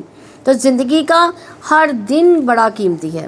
اور آج کل خاص طور پہ یہ رمضان کے دن، اللہ تعالیٰ ہمیں ان میں زیادہ سے زیادہ نیکیاں کرنے اور زیادہ سے زیادہ عبادت کرنے کی توفیق دے. تو اس بات کی ہمیں حرص ہونی چاہیے کہ اللہ لمبی عمر نیکیوں سے بھر دے، کیونکہ جتنے زیادہ دن آپ نیکی کریں گے اتنا زیادہ ہمیں فائدہ ہوگا. یہ 2 جھگڑنے والے گروہ ہیں جنہوں نے اپنے رب کے بارے میں جھگڑا کیا. تو جن لوگوں نے کفر کیا ان کے لیے آگ کے کپڑے کاٹے جا چکے، کھولتا ہوا پانی ان کے سروں کے اوپر ڈالا جائے گا جس سے وہ سب پگھلا دیا جائے گا جو ان کے پیٹوں میں ہوگا، ان کی کھالیں بھی. یعنی جہنم کی آگ بہت تیز ہے، تو اس کے پانی کا جو بوائلنگ پوائنٹ ہوگا وہ بھی بہت شدید ہوگا. تو ان کی کھالیں گل سڑ جائیں گی، جو ان کے پیٹ میں ہے وہ بھی گل سڑ جائے گا. اس کے بارے میں رسول اللہ صلی اللہ علیہ وسلم نے فرمایا، جب دوزخیوں کے سر پر گرم پانی ڈالا جائے گا تو وہ گرم پانی اندر کو اترتا ہوا پیٹ تک پہنچ جائے گا. یعنی پہلے وہ دماغ کو گھلائے گا اور پھر وہ گزر کر پیٹ تک جائے گا اور ان چیزوں کو کاٹ ڈالے گا جو پیٹ کے اندر ہے، یعنی آنتیں، یہاں تک کہ وہ گرم پانی پاؤں کے راستے سے باہر آ جائے گا. بس سرون کے یہی معنی ہے یسحرو بھی، اور پھر وہ دوزخی پہلے جیسا ہو جائے گا اور یہ عمل دوبارہ شروع ہو جائے گا. اور ان کے لیے لوہے کے ہتھوڑے ہوں گے. جب کبھی وہ سخت گھٹن کی وجہ سے ارادہ کریں گے کہ جہنم سے نکلیں، وہ اس میں لوٹا دیے جائیں گے اور تم آگ کا عذاب چکھو. یقیناً جو لوگ ایمان لائے، جنہوں نے نیکیاں کی، انہیں اللہ تعالیٰ جنتوں میں داخل کرے گا جن کے نیچے سے نہریں بہہ رہی ہیں. وہاں انہیں سونے کے کنگن اور موتی پہنائے جائیں گے اور اس میں ان کا لباس ریشم کا ہوگا. یعنی جنت کے لباس بھی اور جنت کے زیورات بھی اعمال سے بڑھتے ہیں. تو جن کو زیورات کا شوق ہو وہ کیا کرے؟ وہ وضو بہت اچھے طریقے سے کرے، کیونکہ نبی صلی اللہ علیہ وسلم نے فرمایا مومن کا زیور وہاں تک پہنچے گا جہاں تک وضو کے اثر پہنچے گے. یعنی جتنا آپ چاہتے ہیں کہ آپ اتنے کنگن پہننا چاہتے ہیں اتنے رکھ لیں، اگر اتنے پہننا چاہتے ہیں تو اتنا وضو کر لیں. جنتیوں کے لباس جو ہے وہ جنت کے درخت طوبہ سے بنایا جائے گا جس کی مسافت 100 سال کے برابر ہے، اور اہل جنت کے کپڑے اس درخت کے پھل کے چھلکوں سے بنائے جائیں گے. یعنی بہت نرم لباس ہوگا. اور انہیں پاکیزہ بات کلمے کی ہدایت بخشی گئی اور انہیں تمام تعریفوں کے مالک کے راستے کی طرف ہدایت دی گئی. یقیناً جن لوگوں نے کفر کیا، جو اللہ تعالیٰ کے راستے سے مسجد حرام سے روکتے ہیں جسے ہم نے تمام لوگوں کے لیے بنایا، جس میں مقامی باشندے اور باہر سے آنے والے برابر ہیں، اور جو شخص کج روی سے اس میں ظلم کرنے کا ارادہ کرے گا ہم اسے دردناک عذاب کا مزہ چکھائیں گے.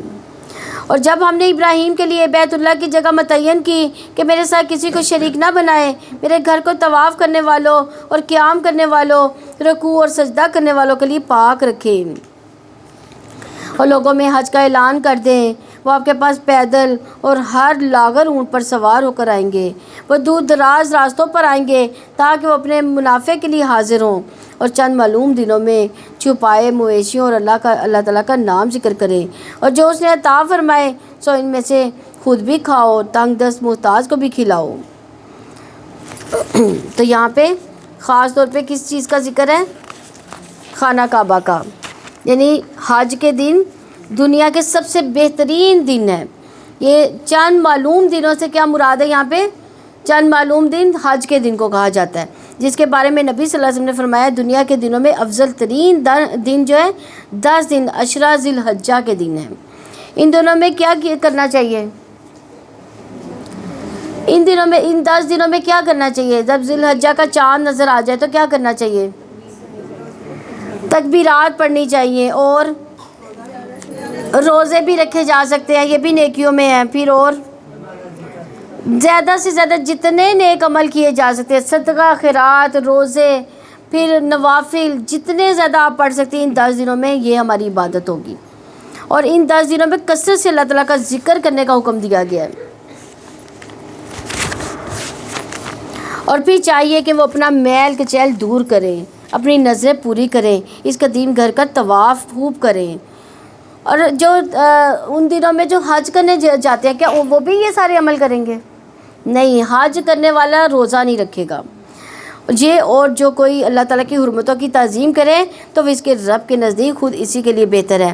اور مویشی جانور تمہارے لیے حلال کر دیے گئے ہیں سوائے اس کے جو تمہیں پڑھ کر سنائے جاتے ہیں. بس تم بتوں کی گندگی سے اجتناب کرو اور جھوٹی بات سے پرہیز کرو.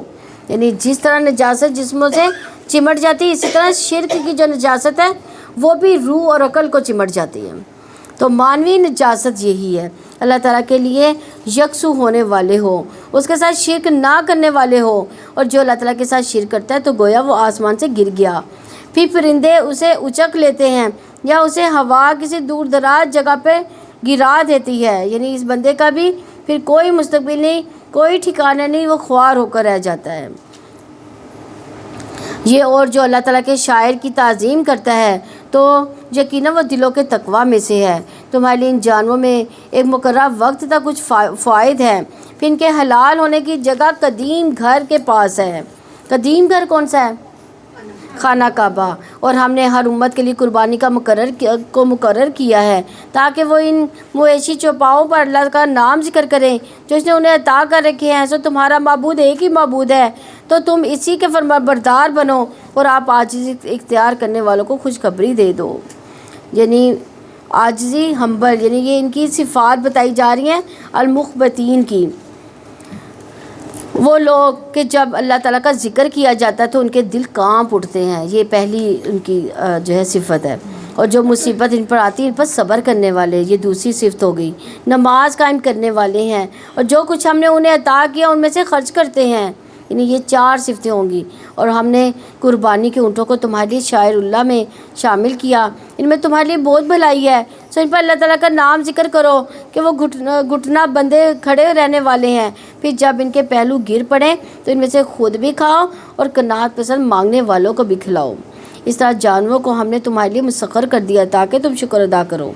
اس میں کیا چیز بتائی جا رہی ہے؟ اس آیت میں کیا چیز بتائی ہے؟ اونٹ کو ذبح کرنے کا طریقہ بتایا گیا کہ اونٹ کو کیسے ذبح کیا جاتا ہے؟ کھڑے کر کے ذبح کیا جاتا ہے. اس کا بایاں گھٹنا باندھ دیا جاتا ہے تاکہ وہ رسی کو تڑوا کر نہ بھاگے. بلکہ پھر جب اس کو 3 ٹانگوں پر وہ کھڑا ہوتا ہے پھر ایک نشانہ باندھنے والا جو صحیح نشانہ لگا سکتا ہے اس کو چھپ کے جو ہے وہ چھری کے ساتھ اس کی یہاں پہ شاہ کو کاٹنا ہوتا ہے.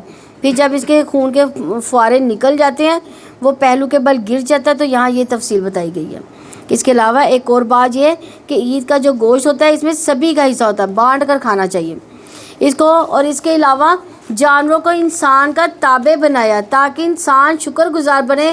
اونٹ جیسا جانور بھلا تم قربان کر سکتے تھے، اس کو کھا سکتے تھے. کتنا اگر وہ آپ کو مارنا چاہے تو اس کے لیے کوئی بڑی بات نہیں ہے اونٹ کے لیے، لیکن اللہ تعالیٰ نے انسان کے لیے اس کو مسخر کر دیا.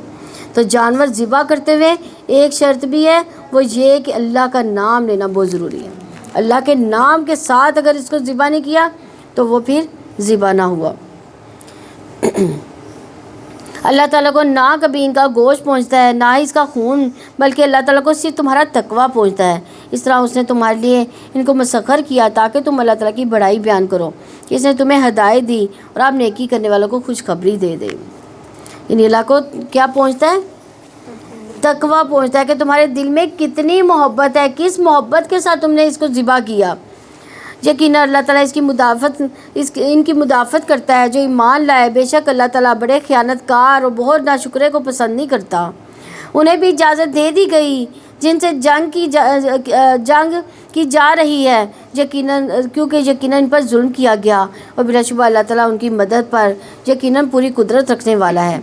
جن لوگوں کو اپنے گھروں سے ناحق نکال دیا گیا ہے صرف اسی وجہ سے کہ وہ کہتے ہیں کہ اللہ تعالیٰ ہمارا رب ہے، اور اگر اللہ تعالیٰ کا لوگوں کو ایک دوسرے کے ذریعے دور کرنا نہ ہوتا تو یقیناً ڈھا دیے جاتے خانقاہیں، کلیسائیں اور عبادت گاہیں اور مسجدیں جن میں اللہ تعالیٰ کا کثرت سے ذکر کیا جاتا ہے، اللہ تعالیٰ یقیناً ضرور اس کی مدد کرے گا جو اس کی مدد کرے گا۔ بے شک اللہ تعالیٰ بہت قوت والا، سب پر غالب ہے۔ یہ لوگ ہیں، اگر ہم انہیں زمین میں اقتدار عطا کریں تو وہ نماز قائم کریں گے، زکوٰۃ ادا کریں گے اور معروف کا حکم دیں گے، منکر سے روکیں گے، اور سب کاموں کا انجام اللہ تعالیٰ ہی کے اختیار میں ہے۔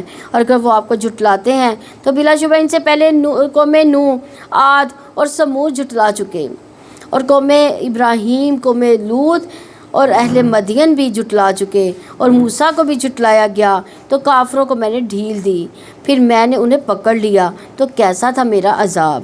چنانچہ کتنی ہی بستیاں جنہیں ہم نے ہلاک کیا اس حال میں کہ وہ ظالم تھیں، چنانچہ وہ اپنی چھتوں پر گری پڑی ہیں، اور کتنے ہی کنویں بیکار چھوڑے ہوئے اور اونچے مضبوط محل، تو کیا وہ زمین میں چلے پھرے نہیں کہ ان کے لیے ایسے دل ہوں جن سے وہ سمجھتے ہوں، یا ایسے کان ہوں جن سے وہ سنتے ہوں؟ پر یقیناً آنکھیں اندھی نہیں ہوتی، لیکن وہ دل اندھے ہوتے ہیں جو سینوں میں ہیں۔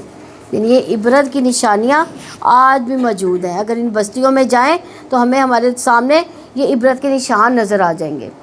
تو اللہ تعالیٰ کہتے ہیں کیا وہ آنکھیں نہیں جن سے ہم یہ بصیرت حاصل کر سکیں، وہ دل نہیں جن سے ہم یہ سوچ سکیں یہ کیوں تباہ و برباد کیے گئے، کیوں عذاب کا شکار ہوئے؟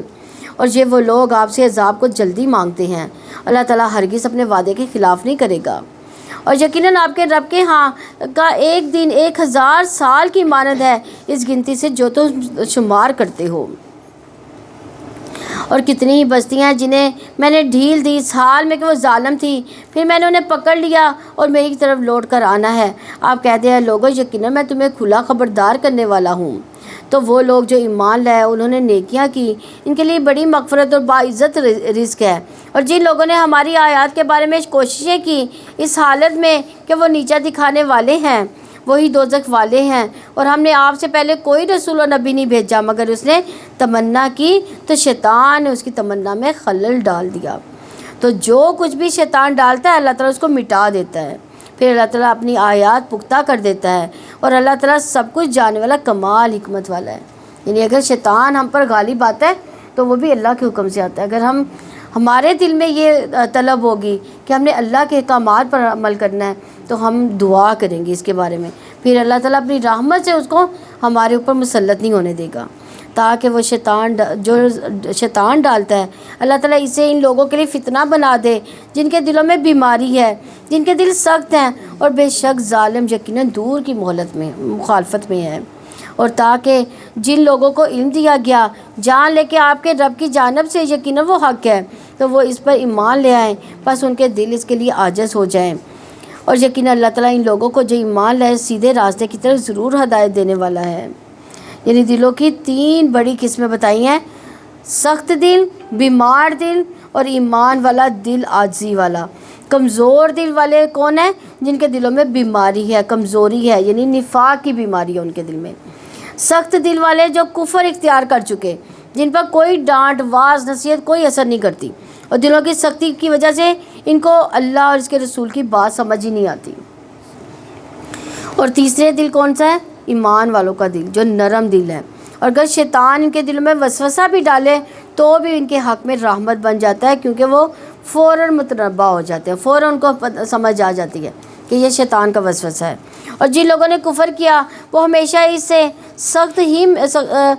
شک ہی میں پڑے رہ گئے ہیں، حتیٰ کہ ان پر اچانک عذاب آ جائے یا ان پر بانج دن کا عذاب آ جائے۔ بانج دن کون سا ہوگا؟ قیامت کا دن، یعنی اس دن کے بعد کوئی دن نہیں آئے گا۔ اس دن بادشاہت اللہ تعالیٰ کے لیے ہوگی، وہ ان کے درمیان فیصلہ کرے گا۔ پھر جو لوگ ایمان لائے اور جنہوں نے نیکیاں کی وہ نعمت بھری جنتوں میں ہوں گے، اور جن لوگوں نے کفر کیا، ہماری آیات کو جھٹلایا، تو ایسے لوگوں کے لیے رسوا کن عذاب ہے۔ اور جن لوگوں نے اللہ تعالیٰ کی راہ میں ہجرت کی پھر انہیں قتل کر دیا گیا یا وہ مر گئے تو اللہ تعالیٰ انہیں لازماً اچھا رزق دے گا، اور بلا شبہ اللہ تعالیٰ یقیناً بہترین رزق دینے والا ہے۔ یقیناً اللہ تعالیٰ انہیں لازماً ایسی جگہ میں داخل کرے گا جسے وہ پسند کریں گے، اور یقیناً اللہ تعالیٰ ضرور سب کچھ جاننے والا، بے حد بردبار ہے۔ یہ اور جو کوئی بدلہ لے، جیسا کہ اس کے ساتھ زیادتی کی گئی، پھر اس پر زیادتی کی گئی تھی، تو اللہ تعالیٰ ضرور اس کی مدد کرے گا۔ بے شک اللہ تعالیٰ یقیناً نہایت درگزر کرنے والا، بے حد بخشنے والا ہے۔ یعنی اس آیت میں اللہ تعالیٰ مظلوم آدمی کی مدد فرماتا ہے۔ اس کے بارے میں بتاتے ہیں، نبی صلی اللہ علیہ وسلم نے فرمایا، مظلوم کی بد دعا سے بچو، کیونکہ وہ بادلوں پر اٹھائی جاتی ہے۔ اللہ تعالیٰ فرماتا ہے کہ مجھے میری عزت، میرے جلال کی قسم، میں ضرور تمہاری مدد کروں گا، اگرچہ تھوڑی دیر ہی میں کیوں نہ ہو۔ اور اگر دیکھا جائے تو ظلم کیا ہے؟ کسی پر زیادتی کا آغاز کرنا، یا دو آدمی جب آپس میں گالی گلوچ کر رہے ہوں تو جس نے پہلی گالی دی گناہ اس کو ہوگا، جب تک مظلوم ہاتھ سے نہ بڑھے۔ یعنی جتنی اس نے گالی دی ہے، مظلوم جو ہے اتنی ہی گالی دے سکتا۔ اگر وہ اس سے بڑھ کر گالیاں دینا شروع کر دے تو کیا ہوگا؟ پھر وہ جس کو گالی اس نے پہلے دی تھی، وہی جو مظلوم تھا وہ ظالم بن جائے گا۔ یہ اس لیے کہ یقیناً اللہ تعالیٰ رات کو دن میں داخل کرتا ہے، دن کو رات میں داخل کرتا ہے۔ یقیناً اللہ تعالیٰ سب کچھ سننے والا ہے، سب کچھ جاننے والا ہے، سب کچھ دیکھنے والا ہے۔ یہ اس لیے کہ یقیناً اللہ تعالیٰ ہی حق ہے، اور یقیناً وہ سب باطل ہیں جنہیں وہ اللہ تعالیٰ کے سوا پکارتے ہیں، اور یقیناً اللہ تعالیٰ بے حد بلند، بہت بڑا ہے۔ کہ آپ نے دیکھا نہیں کہ بے شک اللہ تعالیٰ نے آسمان سے کچھ پانی برسایا تو زمین سرسبز ہو گئی۔ یقیناً اللہ تعالیٰ نہایت باریک بین، پوری طرح خبر رکھنے والا ہے، اسی کا ہے جو آسمانوں میں ہے، جو کچھ زمین میں ہے، اور بے شک اللہ تعالیٰ یقیناً بڑا بے پرواہ تمام تعریفوں والا ہے۔ کیا آپ نے نہیں دیکھا؟ یقیناً اللہ تعالیٰ نے تمہارے لیے مسخر کر دیا جو زمین میں ہے، اور کشتیوں کو بھی جو اس کے حکم سے سمندر میں چلتی ہیں، اور وہ آسمان کو تھامے ہوئے ہے جو زمین پر نہ گر پڑے مگر اس کے حکم سے۔ بے شک اللہ تعالیٰ لوگوں پر یقیناً بڑی شفقت کرنے والا، نہایت رحم والا ہے۔ اور وہی ہے جس نے تمہیں زندہ کیا، پھر وہی تمہیں موت دے گا، پھر وہی تمہیں زندہ کرے گا۔ یقیناً انسان بلا شبہ بڑا ہی ناشکرا ہے۔ ہر امت کے لیے ہم نے عبادت کا ایک طریقہ مقرر کیا جسے وہ بجا لانے والے ہیں، تو وہ آپ سے اس معاملے میں ہرگز جھگڑا نہ کریں، اور آپ اپنے رب کی طرف دعوت دیں۔ یقیناً آپ سیدھے راستے پر ہیں، اور اگر وہ آپ سے جھگڑا کریں تو آپ کہہ دیں جو کچھ بھی تم عمل کرتے ہو اللہ تعالیٰ اسے زیادہ جاننے والا ہے۔ یعنی سائد میں اس کی ان کی ضد بازی کا جواب دیا جا رہا ہے، اور یہاں ایک بڑا اچھا ادب بھی سکھایا گیا ہے کہ جو اللہ تعالیٰ اپنے بندوں کو سکھاتا ہے کہ جب کوئی شخص ضد کرے، بحث کرے، جھگڑا کرے، الجھے، تو اس کو کیا جواب دینا ہے؟ نہ مناظرہ کیا جائے گا، نہ کچھ بھی کہا جائے گا۔ تو اللہ تعالیٰ نے اپنے نبی کو سکھایا، فَقُلْ اللہ عالم بما تعملون، جو کچھ تم کہہ رہے ہو اللہ تعالیٰ کو زیادہ پتہ ہے، اللہ تعالیٰ جانتا ہے، اللہ تعالیٰ سے ڈر جاؤ۔ اللہ تعالیٰ تمہارے درمیان قیامت کے دن فیصلہ کر دے گا۔ جن باتوں میں تم اختلاف کرتے ہو، کیا آپ نہیں جانتے کہ بلا شبہ اللہ تعالیٰ جانتا ہے جو آسمانوں میں ہے، جو زمین میں ہے۔ یقیناً یہ سب ایک کتاب میں ہے، یقیناً یہ اللہ تعالیٰ پر بہت ہی آسان ہے۔ کون سی کتاب میں یہ سب کچھ لکھا ہوا؟ لوح قرآن میں۔ یعنی یہ سب کچھ جو ہے آسمان زمین میں جتنی مخلوق ہے ہر ایک کے بارے میں اللہ تعالیٰ لوح قرآن میں لکھا ہوا ہے، اور اللہ تعالیٰ کے سوا وہ ان کی عبادت کرتے ہیں جن کی اللہ تعالیٰ نے کوئی دلیل نہیں اتاری، اور ان کی عبادت کرتے ہیں جن کے بارے میں انہیں کوئی علم بھی نہیں، اور ظالموں کے لیے کوئی مددگار نہیں۔ ظلم کیا یہاں پہ؟ شرک، یعنی اللہ تعالیٰ کے علاوہ کسی اور کی عبادت کرنا، یہ سب سے بڑا ظلم ہے۔ تو اسی لیے اللہ تعالیٰ نے ان لوگوں کو ظالم کہہ کے پکارا، ظالموں کے لیے کوئی مددگار نہیں۔ اور جب انہیں ہماری واضح آیات پڑھ کر سنائی جاتی ہیں تو آپ ان کے چہروں میں جن لوگوں نے کفر کیا صاف انکار پہچان لیں گے۔ وہ قریب ہے کہ ان لوگوں پر حملہ کر دیں جو انہیں ہماری آیات پڑھ کر سناتے ہیں۔ آپ کہہ دیں تو کیا میں تمہیں اس سے بری چیز بتاؤں؟ وہ آگ ہے اللہ تعالیٰ نے جس کا ان سے وعدہ کر رکھا ہے جنہوں نے کفر کیا، اور وہ بہت ہی برا ٹھکانہ ہے۔ اے لوگو، ایک مثال بیان کی جاتی ہے، سو اسے غور سے سنو۔ یقیناً وہ لوگ جنہیں تم اللہ تعالیٰ کے سوا پکارتے ہو ایک مکھی بھی ہرگز پیدا نہیں کر سکتے، اور اگرچہ وہ سب کے سب اس کے لیے جمع ہو جائیں، اور اگر مکھی ان سے کچھ بھی چھین لے تو اس سے وہ چھڑا نہیں سکتے۔ طلب کرنے والا بھی کمزور، اور جس سے طلب کیا گیا وہ بھی کمزور۔ دیکھیں کتنی بڑی بات کی گئی ہے کہ مکھی جو کچھ لیتی ہے، سائنسدانوں نے اب یہ تحقیق کی ہے کہ وہ جب زبان پہ مطلب اس کے منہ میں جو بھی چیز جاتی ہے، جاتے ہی منہ میں ہی تحلیل ہو جاتی ہے۔ یعنی ہم لوگ تو معدے میں لے کے جاتے ہیں تو معدہ ہمارا جو ہے وہ ہضم کرتا ہے، اس کا منہ ہی جو ہے اللہ تعالیٰ نے اس طرح کا بنایا ہے کہ پہلے ہضم ہوتا ہے پھر وہ اس کے اندر جاتا ہے۔ تو اللہ تعالیٰ نے اس لیے یہاں پہ فرما دیا کہ تم اس سے جو جن کی تم پوجا کرتے ہو وہ لوگ اتنے بھی معبود اختیار نہیں رکھتے کہ ان کے منہ سے وہ چیزیں ہی چھین کر لے آئیں. انہوں نے اللہ تعالیٰ کی قدر ہی نہ کی جیسا کہ اس کی قدر کا حق ہے. بے شک اللہ تعالیٰ یقیناً بڑی قوت والا سب پر غالب ہے. یعنی اللہ تعالیٰ تو بڑا طاقتور ہر چیز پر غالب ہے. یعنی جو سب کچھ دینے کو تیار ہے, جو سب چیزوں کا مالک ہے, اس کے پاس کیوں نہیں جاتے, صرف اسی کو کیوں نہیں پکارتے. یعنی یہ سمپل سی بات ہے کہ جس نے ہمیں پیدا کیا, جس نے سارے انسانوں کو پیدا کیا, زمین و آسمان بنائے, درخت بنائے, دریا چلائے, سمندر بنائے اور اس کے اندر مخلوقات رکھی, تو تم اس سے کچھ خیر کی توقع نہیں رکھتے کہ وہ تمہاری مدد بھی کرے گا, تمہارے کام بھی آ سکتا ہے. تمہاری ناقدری کی بات ہے جو خود تم کہتا ہے, جبکہ اللہ تعالیٰ فرماتے وَإِذَا سَأَلَكَ عِبَادِي أَنِّي فَإِنِّي قَرِيبٌ أُجِيبُ دَعْوَةَ الدَّاعِ إِذَا دَعَانِ. اور جب بھی آپ سے میرے بارے میں سوال کرتے ہیں تو آپ انہیں بتا دیں کہ میں بہت قریب ہوں اور پکارنے والے کی پکار کا جواب بھی دیتا ہوں. یہ الگ بات ہے کہ جو مانگتا ہے کبھی وہ اسی وقت دے دیتا ہے اور کبھی بعد میں دیتا ہے جس وقت اس کو زیادہ ضرورت ہوتی ہے, کیونکہ یہ اللہ تعالیٰ جانتا ہے کہ ہمیں اس وقت اس چیز کی ضرورت ہے یا نہیں. اللہ تعالیٰ فرشتوں اور انسانوں میں سے پیغام پہنچانے والے منتخب فرماتا ہے. یقیناً اللہ تعالیٰ سب کچھ سننے والا, سب کچھ دیکھنے والا ہے. یعنی فرشتوں میں سے اللہ نے جبریل علیہ السلام کو چنا, اور انسانوں میں سے اللہ نے دیگر انبیاء میں سے محمد رسول اللہ صلی اللہ علیہ وسلم کو چنا. عبداللہ بن مسعود رضی اللہ عنہ کہتے ہیں کہ بے شک اللہ نے بندوں کے دلوں پر نظر ڈال فرمائی تو بندوں کے دلوں میں قلب محمد صلی اللہ علیہ وسلم سب سے بہتر پایا, تو اس لیے اللہ نے ان کو اپنے لیے منتخب کر لیا, انہیں پیغمبری کا شرف عطا کیا گیا. پھر قلب محمد کے بعد بندوں کے دلوں پر نظر فرمائی تو آپ صلی اللہ علیہ وسلم کے صحابہ کے دلوں کو بندوں کے دلوں میں سے سب سے بہتر پایا, چنانچہ اللہ نے ان کو اپنے نبی کا وزیر بنا دیا. دیکھیں وہ کتنے اچھے دل کے لوگ تھے, اور ان کی مثالیں دنیا میں نہیں ملتی ہمیں. وہ جانتا ہے جو کچھ ان کے آگے ہے, جو کچھ ان کے پیچھے ہے, اور سارے معاملات اللہ تعالیٰ ہی کی طرف لوٹائے جاتے ہیں. اے لوگوں جو ایمان لائے, رکوع کرو, سجدہ کرو, اپنے رب کی عبادت کرو, نیک کام کرو تاکہ تم کامیاب ہو جاؤ, اور اللہ تعالیٰ کی راہ میں جہاد کرو جیسا کہ اس کے راستے میں جہاد کرنے کا حق ہے. اس نے تمہیں چن لیا, اس نے دین میں تم پر تنگی نہیں رکھی. تمہارے باپ ابراہیم کی ملت ہے, اس نے تمہارا نام مسلم رکھا ہے اس سے پہلے بھی اور اس قرآن میں بھی, تاکہ رسول تم پر گواہ ہو جائے اور تم لوگوں پر گواہ ہو جاؤ. سو نماز قائم کرو, زکوٰۃ ادا کرو, اللہ تعالیٰ کے دین کو مضبوطی سے پکڑ لو, وہی تمہارا مالک ہے. سو کیا ہی اچھا وہ مالک ہے اور اچھا مددگار ہے. یعنی نام کیا اللہ تعالیٰ نے رکھا ہمارے دین کا, مسلم. ہمارا نام مسلم ہے. وہ فرقہ وارانہ نام لوگوں نے اختیار کر رکھے, لوگوں نے بنائے ہیں.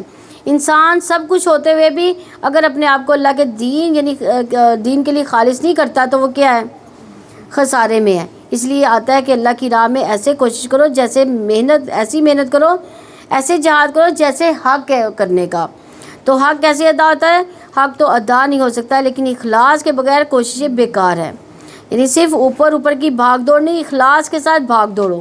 اللہ کے دین کی خدمت, جس کے لیے محنت چھوٹا سا ہی کیوں نہ ہو, کام ہو جائے, مسجد کا چاہے مسجد کا کام ہو یا کوئی بھی نیکی کا کام ہو, مدرسے کا کام ہو سکتا ہے, تو اس میں کیا کرنا چاہیے, ہمیں بڑھ چڑھ کر آگے حصہ لینا چاہیے. اور یہ حقیقت ہے کہ ہمارے دین میں تنگی نہیں ہے. کس طرح سے اللہ نے اپنے بندوں کے لیے آسانی کر رکھی ہے. وضو نہیں کر سکتے تو کیا حکم دیا, تیمم کر لو. کھڑے ہو کر نماز نہیں پڑھ سکتے تو بیٹھ کر پڑھ لو, اس کی اجازت دے دی. کہ کسی طرح سفر میں 4 رکعتوں کو 2 رکعتیں بنا دیا گیا. بیمار میں, مریض ہو, سفر پر ہو تو پھر روزے کو چھوڑنے کا حکم دے دیا گیا. اور حج میں بھی آسانیاں کر دی گئیں. ایک روایت میں ہے کہ رسول اللہ صلی اللہ علیہ وسلم حج میں مینا میں ٹھہرے ہوئے تھے تاکہ لوگ آپ سے مسائل پوچھ سکیں. ایک شخص آیا, اس نے کہا مجھے خیال نہیں رہا, میں نے ذبح سے پہلے سر منڈوا لیا. یعنی ابھی ذبح کیا ہی نہیں جانور اور سر منڈوا لیا. آپ نے کہا کوئی بات نہیں, اب ذبح کر لو. دوسرا آیا, اس نے کہا میں نے لا علمی میں کنکریاں مارنے سے پہلے قربانی کر لی. آپ نے فرمایا کوئی حرج نہیں, اب رما کر لو. نبی صلی اللہ علیہ وسلم سے پہلے جس چیز کا بھی سوال کرتے ہیں جس نے آگے پیچھے کر لی ہوتی تھی تو آپ کیا فرماتے تھے کہ کوئی حرج نہیں۔ پھر اسی طرح صدقے میں بھی آپ دیکھیں کتنے مواقع، کتنی ورائٹی دی گئی ہیں۔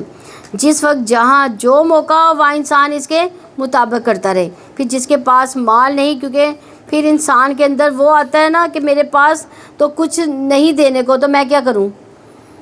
صدقہ دینے کے لیے بعض کا انسان کے پاس کچھ بھی نہیں ہوتا، تو اس وقت انسان سوچتا ہے میں کیا کروں؟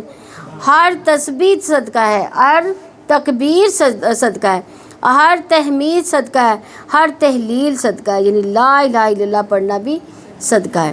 اسی طرح نیکی کا حکم دینا، برائی سے منع کرنا صدقہ ہے، یعنی لوگوں کو دین کی طرف بلانا بھی صدقہ ہے۔ پھر دیکھا جائے تو تمہارے لیے یعنی شوہر کی خواہش یا شوہر کے بیوی کی خواہش پوری کرنا بھی یہ بھی صدقہ ہے۔ اسی طرح طہارت کے مسائل میں بھی آسانی ہے۔ عبداللہ بن ابی قیس کہتے ہیں کہ میں نے عائشہ رضی اللہ عنہ سے پوچھا، سوال کیا کہ وطر کے بارے میں، پھر آگے حدیث بیان کی۔ میں نے پوچھا آپ جنابت کی صورت میں کیا کرتے تھے؟ کیا سونے سے پہلے غسل فرماتے یا غسل سے پہلے سوتے؟ انہوں نے جواب دیا کہ آپ یہ سب کر لیتے، کبھی نہا کر سوتے، کبھی وضو کر کے سو جاتے۔ میں نے کہا اللہ کا شکر ہے جس نے دین کے معاملے میں وسعت دے رکھی ہے۔ دیکھیں اللہ تعالیٰ نے ہمیں کتنی آسانیاں دی ہیں۔ اللہ تعالیٰ ہمیں ان آسانیوں کو استعمال کرنے کی توفیق عنایت فرمائے، اور ہماری زندگی میں بھی اللہ تعالیٰ آسانیاں کرے، اور ہمارے گھروں میں بھی آسانیاں فرمائے، ہماری تکلیفوں، ہماری مصیبتوں کو دور فرمائے، اور ہمیں قرآن پڑھنے والا بنائے، سمجھنے والا بنائے، اور اس پر عمل کرنے والا بنائے۔ ہمیں نمازیں پڑھنی آسان فرما دے، اور ہمیں اس پر عمل، دین پر عمل کرنا آسان فرما دے۔ ہمارے لیے اس دنیا میں بھی بھلائیاں عطا فرما دے، اور آخرت میں بھی بھلائیاں عطا فرما دے۔ ہمارے بچوں کو ہماری آنکھوں کی ٹھنڈک بنا دے، دل کا سکون بنا دے، ان کے لیے بھی آسانیاں فرما دے، ہمارے گھروں میں سکون عطا فرما دے، اور جن کے بچے نہیں اللہ تعالیٰ ان کو نیک صالح اولاد عطا فرمائے، جن کے بچیوں کی اور بچوں کی شادیاں نہیں ہو رہی اللہ تعالیٰ ان کے اچھے بر عطا فرمائے، جو گھروں سے پریشان ہے اللہ تعالیٰ ان کی پریشانیاں دور فرمائے، جن کے دلوں میں جو دعا ہے اللہ تعالیٰ ہر دعا قبول فرمائے۔ یہاں سے اللہ تعالیٰ کسی کو نامراد نہ لٹانا، اللہ تعالیٰ سب کی دعاؤں کو قبول فرمانا۔ سبحانک اللہم و بحمدک نشہد ان لا الہ الا انت نستغفرک و نتوب الیک۔ السلام علیکم ورحمۃ اللہ وبرکاتہ۔